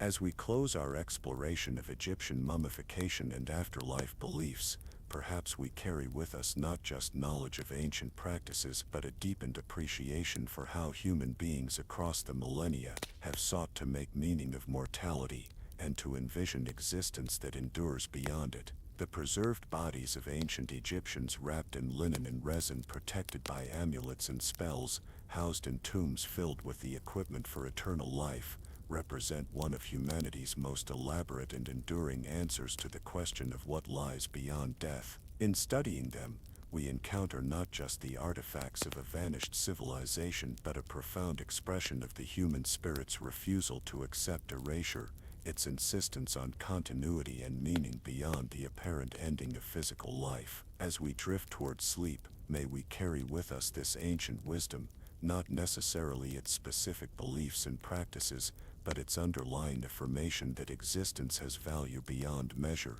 that who we are matters beyond the boundaries of our individual lives, and that in remembrance and preparation, in care for the body and nourishment of the spirit, we participate in patterns of meaning that transcend the temporary nature of our mortal days. When archaeologists and tourists explore the ancient tombs of Egypt today, they're witnessing the culmination of beliefs and practices that evolved over thousands of years. The funeral customs we've been discussing weren't established all at once, but developed gradually throughout Egypt's long history, adapting to changing social conditions, political structures, and religious ideas. Let's take a moment to trace this evolution, seeing how burial practices transformed from simple desert interments to the elaborate mummification and tomb preparation we've been exploring. In pre-dynastic Egypt, before the unification of the country around 3100 BCE, burial was relatively simple. The dead were typically placed in shallow pits dug into the desert sand, positioned in a contracted or fetal position. They might be wrapped in reed mats or animal skins and accompanied by a few pottery vessels containing food and drink, personal ornaments like beaded necklaces, and sometimes tools or weapons.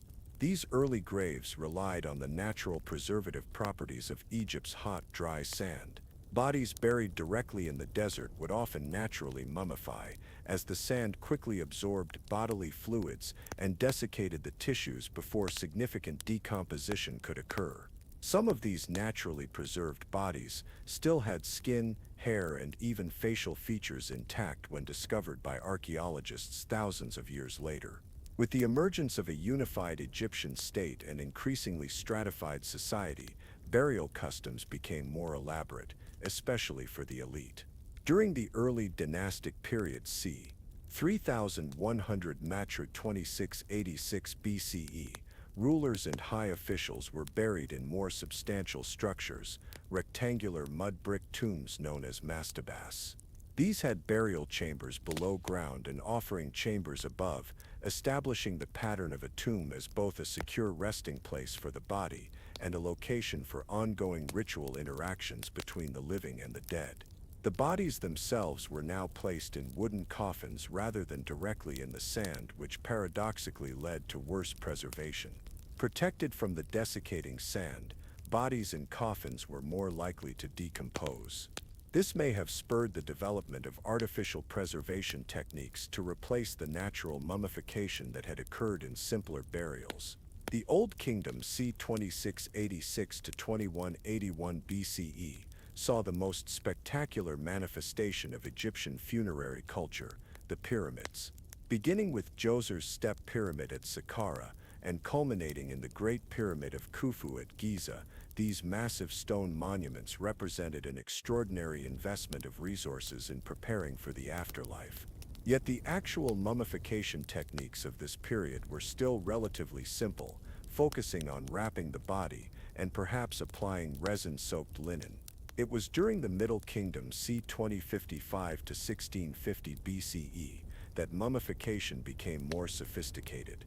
Embalmers began routinely removing the internal organs and treating the body with natron more systematically.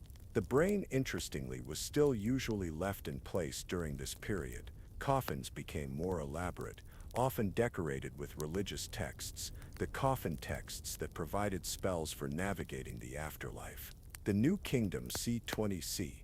1550 to 1069 BCE is generally considered the golden age of mummification, when the techniques reached their greatest sophistication.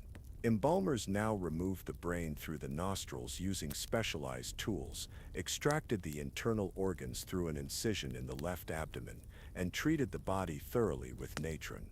The dried body would be packed with linen or other materials to restore a lifelike appearance, then carefully wrapped with amulets placed between the layers of bandages. During this period, royal burials shifted from pyramids to rock-cut tombs in the Valley of the Kings, though the level of preparation and equipping remained extraordinarily elaborate. Non-royal elites were buried in decorated tombs in places like the Theban necropolis, while even ordinary Egyptians received some form of mummification according to their means. The Third Intermediate Period c.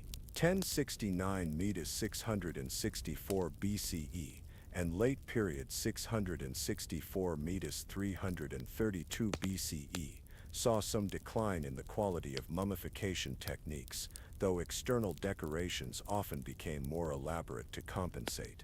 Cartonnage masks and cases made of layers of linen or papyrus covered with plaster and painted with religious scenes were common elements of elite burials in these periods. During the Ptolemaic period 332 to 30 BCE, when Egypt was ruled by Greek monarchs following Alexander the Great's conquest, mummification continued but began to incorporate Hellenistic influences. Coffins might feature both Egyptian and Greek stylistic elements, while the actual preservation techniques often focused more on creating an attractive external appearance than on thorough internal treatment. The Roman period 30 BCE 395 CE introduced new practices, most notably portrait mummies, where a lifelike painted wooden panel depicting the deceased was placed over the face of the wrapped body. These Fayum portraits, named after the region where many were found, combined Egyptian mummification traditions with Greco-Roman portrait painting techniques, creating a striking hybrid form that captured individual likenesses with remarkable realism. By the 4th century CE, as Christianity spread through Egypt, traditional mummification practices began to fade. The Christian belief in the resurrection of the body at the end of time made elaborate preservation techniques seem unnecessary. Bodies might still be wrapped in linen and treated with some preservatives, but the complex rituals and magical practices associated with traditional mummification were gradually abandoned. While the visual and technical aspects of mummification changed over time, many of the underlying beliefs remained remarkably consistent throughout ancient Egyptian history. The importance of preserving the body, the concept of the Ka and Ba, the identification of the deceased with Osiris, the provision of equipment for the afterlife. These fundamental ideas persisted from the early dynastic period through the Roman era, a span of over 3,000 years. This continuity speaks to the profound cultural stability of ancient Egypt, a civilization that managed to maintain its core identity despite periods of political fragmentation, foreign invasion, and changing dynastic rule. The Nile's predictable annual flood, bringing fertility to the land, may have contributed to this sense of cyclical continuity, as did Egypt's relative geographic isolation, protected by deserts to the east and west. The question of how exactly ancient embalmers developed their mummification techniques remains partly mysterious. No Egyptian embalming manual has survived to provide step-by-step instructions, though some medical papyri do include information about the properties of various substances used in the process. Much of what we know comes from examining the mummies themselves, analyzing the substances used in their preservation, and observing the physical evidence of how they were treated. The account provided by Herodotus in the 5th century BCE, which we discussed earlier, offers valuable insights but likely simplifies a complex process that varied considerably over time and place. Archaeological discoveries of embalming workshops and the residues found in vessels used for mummification have added to our understanding, as have chemical analyses of the substances preserved in mummified tissues. These scientific studies have identified a wide range of materials used in the mummification process. Natron, the natural salt mixture used for desiccation, was sourced primarily from the Wadi Natron northwest of Cairo, where seasonal lakes left behind evaporite deposits rich in sodium compounds. Various plant resins, including cedar oil from Lebanon, pistachia resin from the eastern Mediterranean, and frankincense and myrrh from East Africa, were imported specifically for use in mummification and other religious practices. Other substances identified in mummified remains include beeswax, used for its water-repellent and antibacterial properties, various plant oils including linseed, castor and olive oils, animal fats, bitumen, particularly in later periods, and aromatic plants like cinnamon and juniper. The selection and application of these materials represented a sophisticated understanding of their preservative properties, developed through centuries of observation and practice. The linen used for wrapping mummies was a high-value material in ancient Egypt, where textile production was a labor-intensive process. Finer linens were reserved for the outer layers visible in the finished mummy, while coarser fabrics might be used for internal padding. The total amount of linen used in wrapping a single elite mummy could be substantial. Some royal mummies have been found with hundreds of square meters of linen bandages. The production of a mummy was thus not just a ritual process but an economic one, involving specialized labor, imported materials, and significant investment of resources. This economic dimension helps explain some of the variations in mummification practices across social classes and time periods. During prosperous eras, more resources could be devoted to elaborate preservation techniques and tomb equipment. During periods of decline or political instability, compromises might be made even in elite burials. For the vast majority of ancient Egyptians, farmers, craftspeople, laborers, the full royal treatment was never an option. Yet mummification in some form was practiced across a wide social spectrum, with techniques adapted to different economic levels. The second-class and third-class methods mentioned by Herodotus were more accessible options that still preserved the essential elements of the practice, the ceremonial treatment of the body and its preparation for the afterlife. Even the simplest form of mummification, washing the body, treating it with natron, and providing basic wrappings, represented a significant expense for a peasant family. The decision to invest in such preparation, often requiring years of saving or the pooling of resources among extended family members, speaks to how deeply the belief in the importance of physical preservation for the afterlife was embedded in Egyptian culture. For those who couldn't afford any form of artificial mummification, burial in the desert sand remained an option, Now with the addition of simple coffins made of pottery or reed mats, along with modest grave goods appropriate to the person's status, the democratization of funerary practices meant that elements once reserved for royalty, like funerary texts and certain types of tomb decoration, became increasingly available to wider segments of society, though always adapted to the economic realities of different social classes. This gradual democratization of access to the afterlife represents one of the most interesting aspects of Egyptian funerary culture. What began as an exclusively royal privilege in the early periods, the expectation of a fully equipped eternal existence, evolved into a possibility open to anyone who could afford the necessary preparations.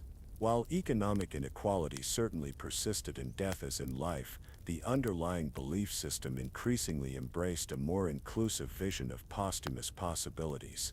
The physical traces of this evolution can be seen in the archaeological record. The sprawling necropolises of ancient Egypt contained burials ranging from the most elaborate royal tombs to the simplest pit graves, yet across this spectrum, we find evidence of care and preparation, of attention to preserving identity, and of provision for needs beyond death. Even in modest burials, the deceased might have a small wooden headrest, a pair of sandals, a few vessels for food and drink, essential items for comfort in the afterlife. This care extended to children and infants, who in many ancient cultures received minimal funerary treatment. In Egypt, children were often buried with toys, amulets, and other items appropriate to their age, suggesting that they too were expected to enjoy an afterlife. Some child mummies have been found with touching personal items, a favorite doll, a string of beads, a small wooden animal figure,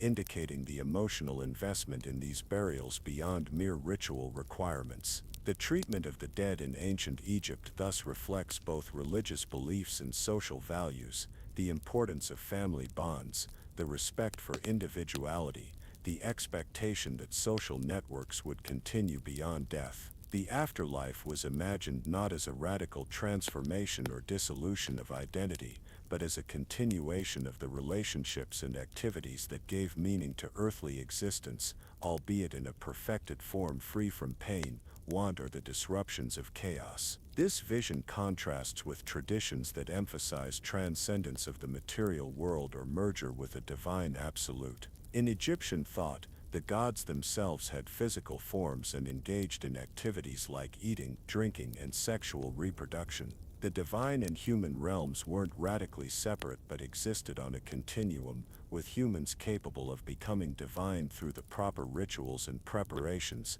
including those of mummification and funerary provision. The Egyptian approach to death was thus not world-denying but world-affirming, seeing the pleasures and connections of embodied existence as worthy of eternal continuation rather than temporary obstacles to be overcome. The careful preservation of the body, the provision of all the necessities and comforts of life, the spells ensuring continued sensory experience, all point to an afterlife conceived not as escape from worldly existence, but as its perfection and eternalization. This perspective helps explain the extraordinary investment the Egyptians made in their tombs and funerary preparations. They weren't rejecting life for death, but extending life beyond its apparent boundary, creating through physical and magical means a continuity that defied the seeming finality of the last breath. The tomb wasn't a grim reminder of mortality, but a gateway to eternal life, a specialized environment where the deceased could continue to exist in a more perfect form. Even the darker aspects of Egyptian afterlife beliefs, the dangers lurking in the underworld, the possibility of the second death, if one failed the judgment or lacked proper preparation, served this fundamentally affirmative vision. They were obstacles to be overcome through knowledge, preparation, and moral living, not inevitable dooms. The Egyptian afterlife was earned rather than automatically granted, an achievement of proper living and proper dying, rather than a default state. The actual experience of death in ancient Egypt, despite the elaborate preparations for the afterlife, must have been as emotionally challenging as in any human society. Tomb scenes sometimes show mourners in postures of extreme grief, tearing their clothes, putting dust on their heads, wailing with expressions of deep distress. Literature like The Dialogue of a Man with His Ba explores the pain of loss and the questioning of whether the promised afterlife truly awaits. Professional mourners, often women, were hired for elite funerals to demonstrate appropriate grief through dramatic gestures and ritual lamentations. These performances had both social and religious functions, publicly marking the significance of the death, while also activating magical protections for the deceased through specific mourning songs and gestures. For the family, the period of official mourning might last for 70 days, the same length as the traditional mummification process. During this time, normal activities might be suspended, special clothing worn, and regular visits made to the tomb to maintain the connection with the departed. These mourning practices help process grief, while also ensuring that the deceased receive the attention they needed for a successful transition to the afterlife.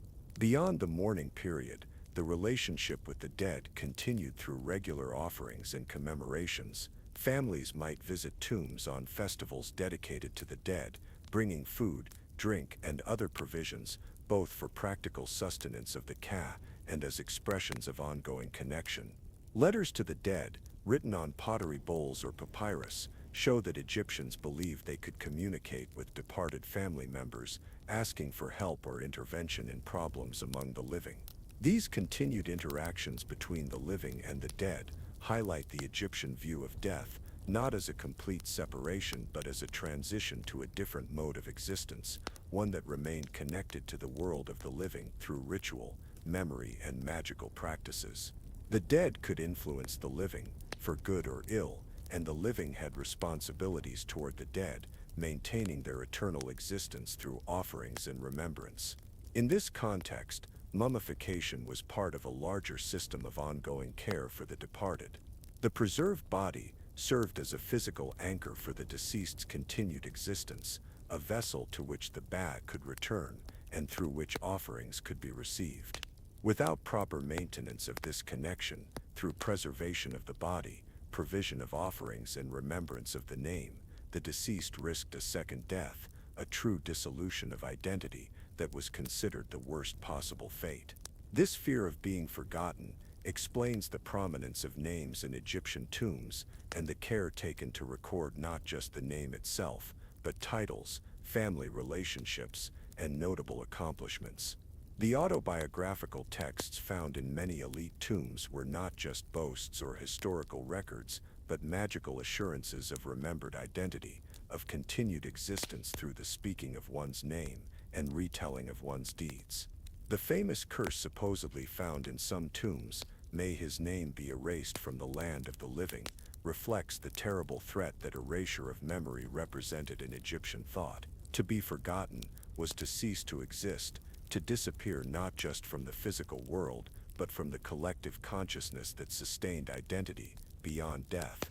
Modern visitors to Egyptian tombs and museums, gazing at the carefully preserved bodies and elaborately equipped burial chambers of people who died thousands of years ago, are in a sense fulfilling the deepest wish of these ancient individuals, to be remembered, to have their names spoken, to continue existing in human memory long after their physical death. When archaeologists and historians study the artifacts, read the inscriptions, and analyze the remains, they are participating in a form of remembrance that the Egyptians themselves would have recognized as a kind of immortality. Of course, this modern engagement with ancient Egyptian remains raises complex ethical questions: the removal of mummies from their tombs, their display in museums, and their treatment as objects of scientific study, rather than as the sacred remains of individuals, represent practices that the Egyptians themselves would likely have viewed as profoundly disruptive to their careful preparations for eternity. Contemporary museums and research institutions increasingly recognize these ethical dimensions, developing more respectful approaches to the display and study of mummified remains. Many institutions now provide context that emphasizes the cultural and religious significance of these bodies, rather than treating them merely as curiosities. Some have removed mummies from public display entirely, or created specially designed spaces that encourage contemplation rather than spectacle. These evolving practices reflect a growing awareness that despite the vast temporal distance separating us from ancient Egypt, we share with them fundamental human concerns about mortality, memory, and meaning. The specific beliefs and practices surrounding mummification may seem foreign to modern sensibilities, but the underlying impulses to preserve what is precious, to be remembered beyond death, to imagine existence continuing in some form, remain deeply resonant. In the modern world, where death is often institutionalized and hidden away, where bodies are typically disposed of quickly and with minimal ritual compared to many traditional societies, the Egyptian approach to death offers a striking counterexample. Their elaborate preparation, their integration of death into the fabric of daily life, their emphasis on remembrance and provision for the deceased, all suggest a culture that faced mortality with clear eyes and creative response. This is not to romanticize ancient Egyptian deathways, or to suggest they offer a model for contemporary practices. Their approach reflected their specific historical, environmental, and cultural context, just as modern approaches reflect our own. But in studying how the Egyptians dealt with the universal human experience of mortality, we may gain insight into both their worldview and our own assumptions about life, death, and what might lie beyond. The techniques of mummification developed in ancient Egypt represent one of humanity's most elaborate attempts to preserve physical identity beyond death. Through careful removal of organs, desiccation with natron, application of preservative resins, and protective wrapping, Egyptian embalmers created preserved bodies that have lasted for millennia, far longer than their creators could have imagined. Yet mummification was never merely a technical process of physical preservation, it was simultaneously a religious ritual, a social practice, and an expression of fundamental beliefs about the nature of existence. The transformed body, the sahu, was not just a preserved corpse but a vessel for eternal life, carefully prepared and magically empowered to house the immortal aspects of the person. The Egyptian emphasis on bodily preservation contrasts with traditions that seek transcendence through abandonment of the physical form. For the Egyptians, the body wasn't a temporary prison from which the soul needed to escape, but an essential component of complete personhood, worthy of elaborate preservation and magical transformation. The afterlife wasn't a disembodied spiritual realm but a continuation and perfection of embodied existence, with all its sensory pleasures and social connections. This integrated view of physical and spiritual existence reflected a broader cultural perspective that saw the visible and invisible worlds as interconnected rather than separate. The divine was immanent in natural phenomena, like the sun, the river, and the cycle of seasons. Sacred and secular activities weren't rigidly distinguished, but formed a continuous spectrum of engagement with a cosmos animated by both visible and invisible forces. In this context, the practice of mummification represented not a denial of mortality, but its integration into a comprehensive vision of existence that extended beyond the apparent boundary of death. Through physical preservation, magical protection, proper equipment, and continued remembrance, the Egyptians sought to transform death from an ending into a transition, a doorway to an improved existence, where the deceased could enjoy all the pleasures of life without its hardships. This vision evolved over the 3 millennia of ancient Egyptian civilization, absorbing new influences and adapting to changing social and political conditions. Yet its core elements, the preservation of the body, the provision of equipment for the afterlife, the magical protection of the deceased, the maintenance of memory among the living, show remarkable continuity from the earliest dynasties to the Greco-Roman period. What makes the Egyptian approach particularly striking is its optimism. Despite fully acknowledging the reality of death and the vulnerability of human existence, Egyptian funerary religion offered a vision of posthumous possibility rather than inevitable doom. Through proper preparation and moral living, anyone could potentially achieve an eternal existence free from the limitations and sufferings of mortal life. This optimism extended to how the Egyptians viewed their civilization itself. The monumental architecture, the careful preservation of traditions, the emphasis on continuity and order, all reflected a culture oriented toward permanence and eternity. In creating tombs designed to last forever and developing methods to preserve bodies for thousands of years, the Egyptians were asserting their refusal to disappear, their determination to maintain their identity and presence in the world beyond any individual lifetime. In this sense, their ambition has been remarkably successful. Though ancient Egyptian civilization as a living culture ended nearly 2,000 years ago, its legacy persists, not just in archaeological remains, but in the continuing fascination it exerts on the modern imagination. The pyramids still stand as monuments to eternity. The mummies, carefully preserved through millennia, still bear witness to individual lives long past. The art and architecture, the texts and artifacts, the very names of ancient Egyptians, all continue to be studied,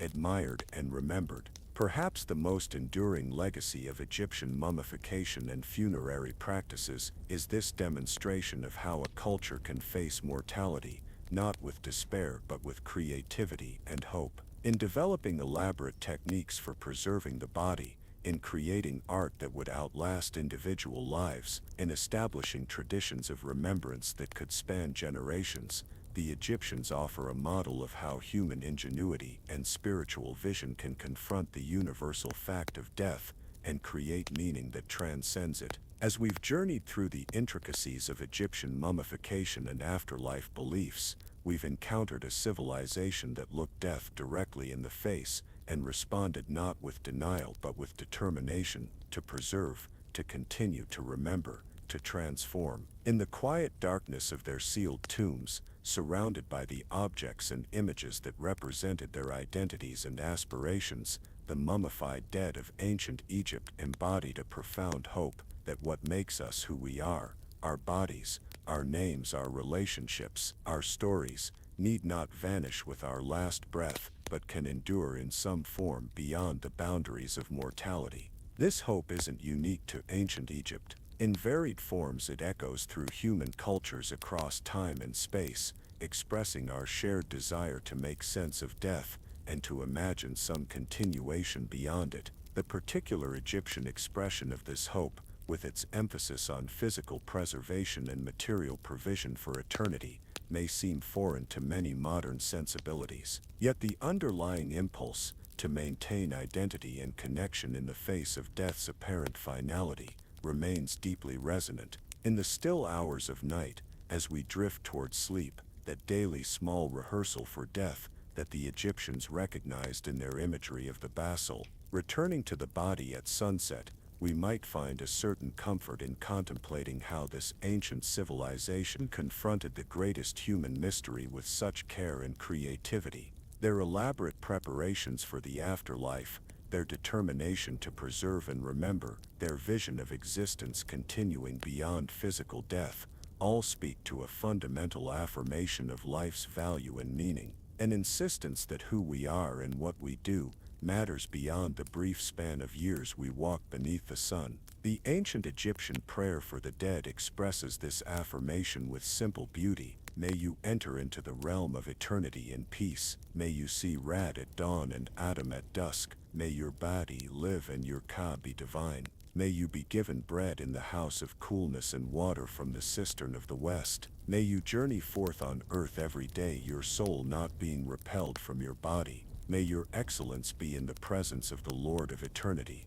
May you be counted among the favored ones before the good God. May your name remain sound upon earth while your tomb remains sound in the cemetery. In these wishes for the deceased, to see the sun rise and set, to eat and drink, to move freely between realms, to be remembered among the living while dwelling among the divine, we hear echoes of hopes that transcend any particular culture or time. As we close our exploration of Egyptian mummification and afterlife beliefs, perhaps we carry with us not just knowledge of ancient practices, but a deepened appreciation for how human beings, across the millennia, have sought to make meaning of mortality, and to envision existence that endures beyond it. The preserved bodies of ancient Egyptians, wrapped in linen and resin, protected by amulets and spells, housed in tombs filled with the equipment for eternal life, represent one of humanity's most elaborate and enduring answers to the question of what lies beyond death.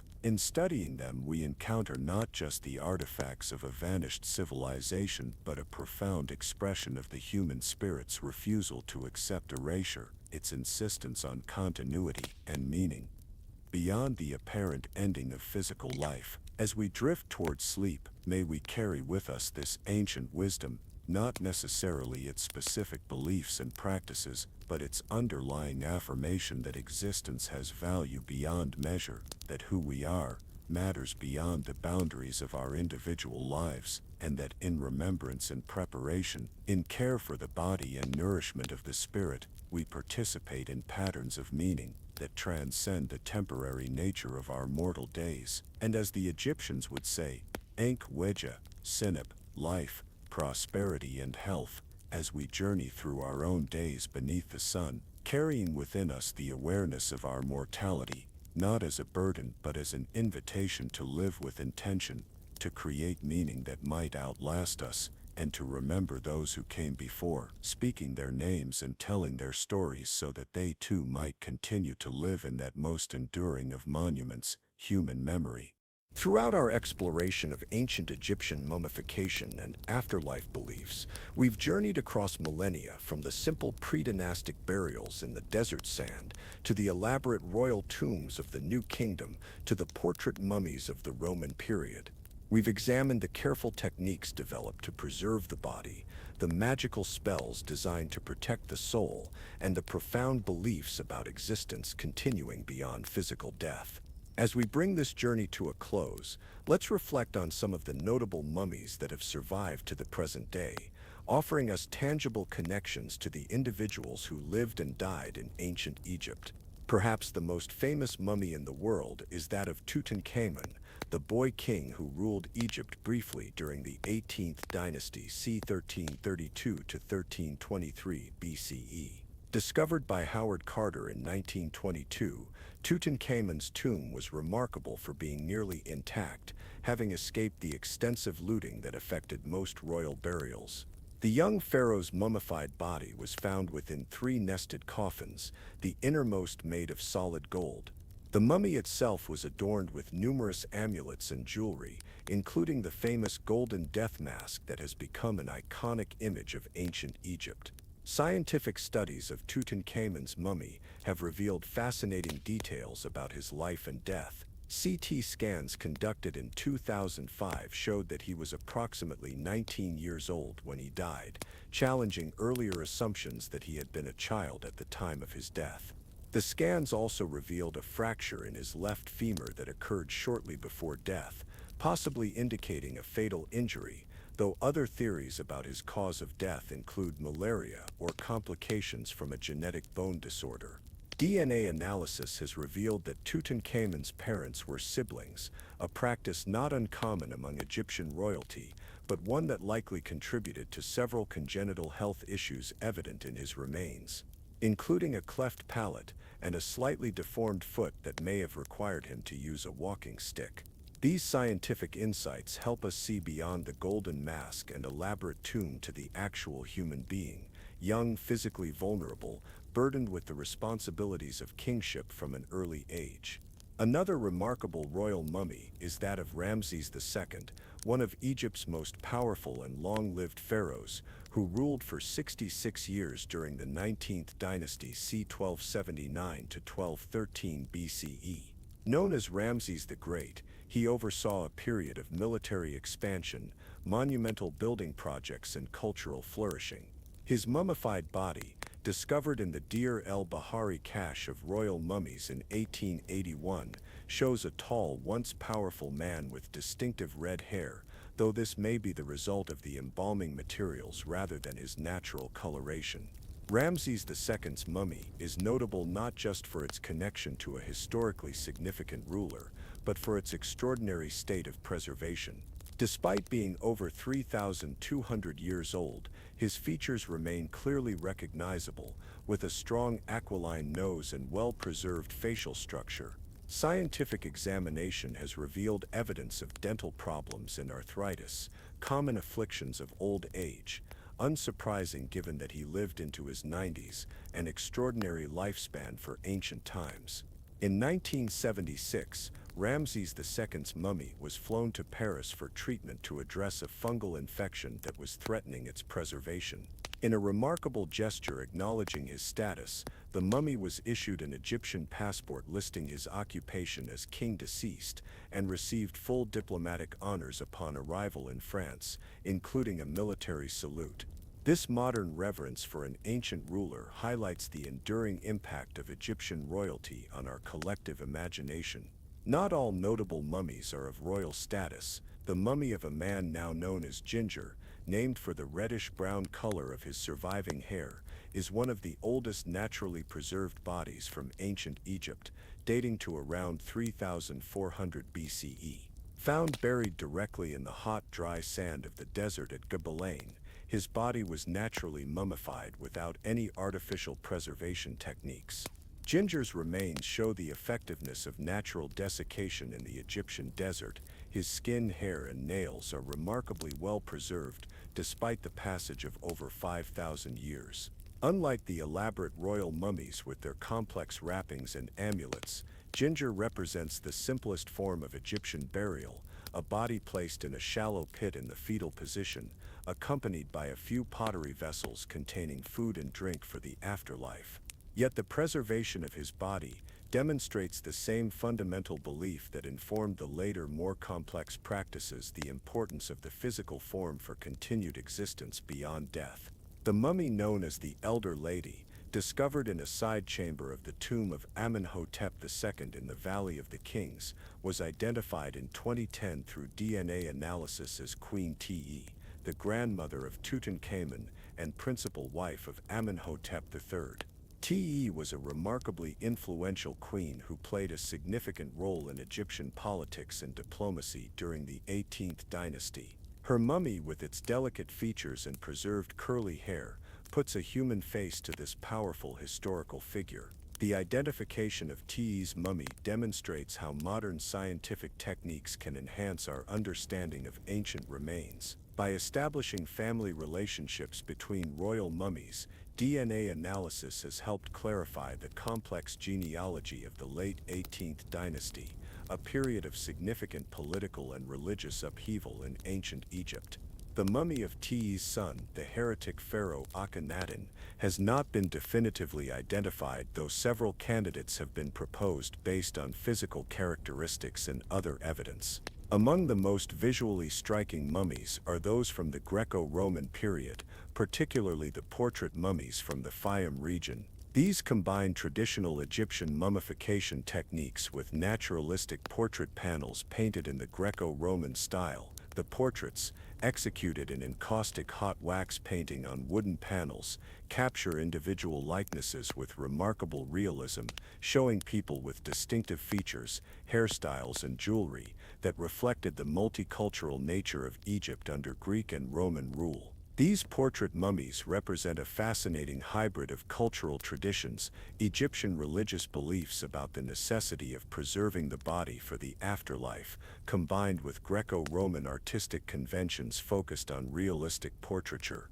The faces that gaze out at us from these panels feel startlingly immediate and familiar, bridging the gap of nearly 2 millennia, and reminding us that the subjects were real individuals with their own hopes, fears, and identities. Beyond these well-known examples, thousands of other mummies rest in museums and research facilities around the world, each with its own story to tell. Some were high officials who served the pharaoh, like Ka and Merit, whose intact tomb found at Deir el-Medina contained not just their mummified bodies but a wealth of personal possessions, offering insights into the lives of the administrative elite. Others were priests, scribes, craftsmen, or merchants, members of the middle ranks of Egyptian society, whose burials reflect both traditional beliefs and their specific social and economic status. Even more numerous are the animal mummies found throughout Egypt: cats, birds, particularly ibises, dogs, crocodiles, and many other species were mummified for various reasons. Some were beloved pets intended to accompany their owners in the afterlife. Others were sacred animals associated with particular deities: cats with Bastet, ibises with Thoth, falcons with Horus. Still others were votive offerings, mummified and buried by pilgrims as gifts to the gods. The sheer quantity of these animal mummies is staggering. At sites like Saqqara, archaeologists have discovered vast catacombs containing millions of mummified birds and other animals, suggesting an industrial-scale production of votive mummies during the late and Ptolemaic periods. This practice represents both a continuation of traditional Egyptian reverence for certain animals as manifestations of divine power, and a transformation of that reverence into a standardized form of religious offering. The scientific study of all these mummies, human and animal, royal and common, continues to yield new insights through increasingly sophisticated and non-invasive techniques. CT scanning, DNA analysis, infrared and X-ray imaging, and chemical testing of preserved tissues and wrappings have revealed details about health, diet, family relationships, and mummification techniques that were unknown to earlier generations of researchers. These scientific studies are conducted with greater ethical awareness than in the past, when mummies might be unwrapped for public entertainment or ground up for supposed medicinal properties. Modern researchers recognize that while mummies are invaluable scientific and historical resources, they are also the physical remains of individuals who expected their bodies to remain intact and undisturbed for eternity. This tension between scientific inquiry and respect for cultural beliefs remains a complex ethical issue in Egyptology and museum practice. Should mummies be displayed publicly, and if so, how? What standards should govern research on ancient human remains? How should the knowledge gained from such research be shared with both scholarly and public audiences? Different institutions and scholars have developed varying approaches to these questions, reflecting evolving understanding of the ethical dimensions of archaeological practice. What remains constant, however, is the profound fascination that ancient Egyptian mummies continue to exert on the modern imagination. In their silent presence, we encounter not just artifacts of a vanished civilization, but connections to individual lives lived thousands of years ago. The mummified remains of an ancient Egyptian king, priest, craftsman, or child are simultaneously objects of scientific study, cultural heritage, religious practice, and intensely personal human history. This multifaceted significance helps explain why Egyptian mummies have become such powerful symbols in Western culture, appearing in literature, film, art, and popular imagination in ways that often say more about our own attitudes toward death and the past than about ancient Egyptian beliefs. The image of the mummy as a vengeful revenant in horror films, for instance, inverts the original purpose of mummification, not to enable the dead to walk among the living, but to ensure their successful transition to a separate realm of existence. The real story of Egyptian mummification, as we've explored throughout this journey, is both more complex and more profound than these popular representations suggest. It's a story of a civilization's sustained engagement with mortality, its refusal to accept death as the final erasure of identity, and its extraordinary creativity in developing techniques, physical, artistic, and magical, to maintain continuity beyond the apparent boundary of the last breath. At its heart, mummification represented a profoundly hopeful vision. Despite fully acknowledging the reality of physical death, the Egyptians developed a comprehensive system for transforming this ending into a transition, a doorway to another mode of existence where the deceased could continue to enjoy the pleasures of life without its hardships. Through careful preservation of the body, magical protection of the soul, proper equipping of the tomb, and continued remembrance among the living, they sought to ensure that identity and connection persisted beyond the grave. This hope wasn't unique to ancient Egypt. In varied forms, it echoes through human cultures across time and space, expressing our shared desire to make sense of mortality and to imagine some form of continuation beyond it.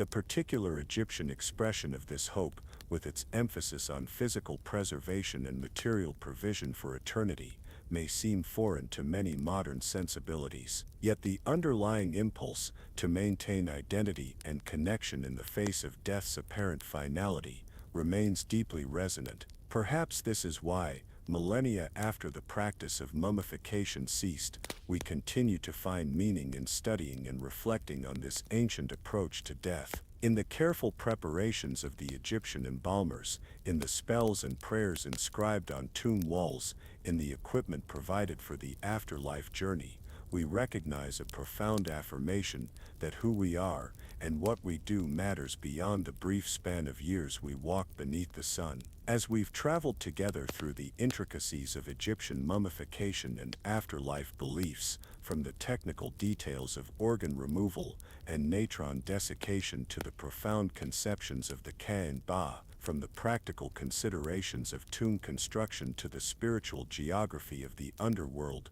we've encountered a civilization that faced mortality with remarkable creativity and hope. The mummified dead of ancient Egypt, carefully preserved and magically empowered, resting in their tombs surrounded by the tools, texts, and images needed for eternal life, embodied a vision of death, not as an ending but as a transformation. Through proper preparation and moral living, they believed, the apparent boundary of mortality could be crossed, allowing the essential self, body, name, identity, connections, to continue in a perfected form beyond the reach of time's erosion. This vision contrasts with traditions that emphasize transcendence of the material world, or merger with a divine absolute. For the Egyptians, the gods themselves had physical forms and engaged in activities like eating, drinking, and sexual reproduction. Divine and human realms weren't radically separate but existed on a continuum,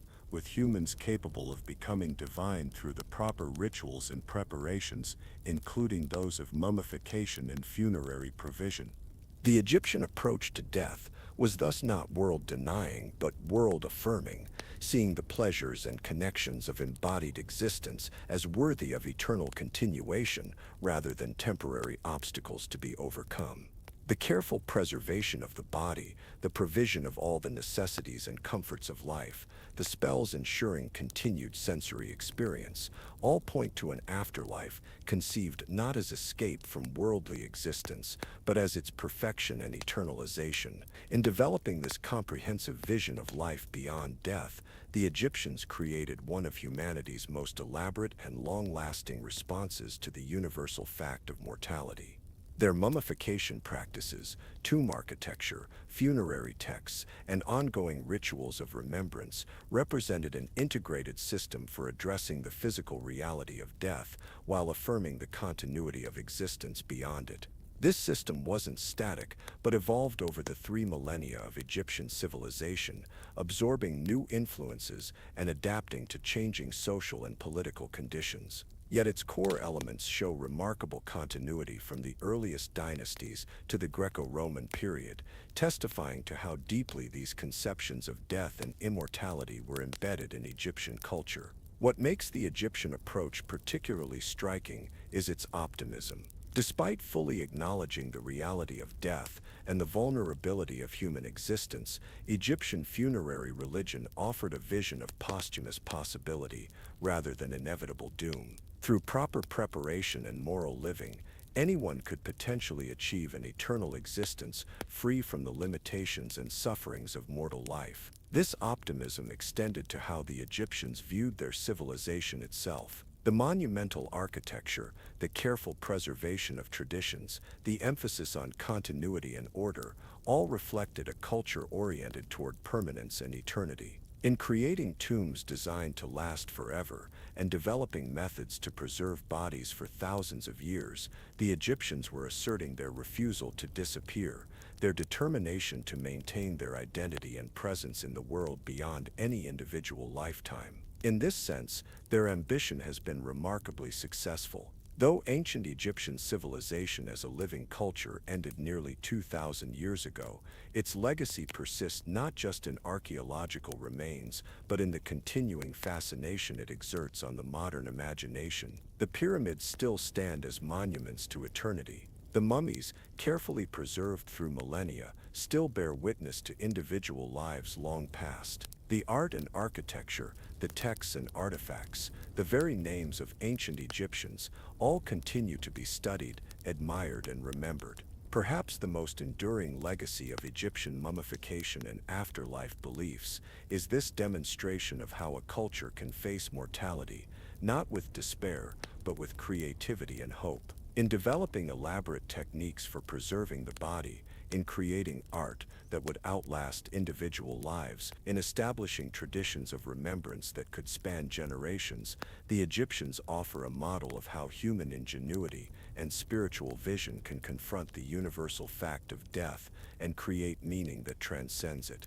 As we conclude our exploration of Egyptian mummification and afterlife beliefs, perhaps we carry with us not just knowledge of ancient practices, but a deepened appreciation for how human beings, across the millennia, have sought to make meaning of mortality and to envision existence that endures beyond it.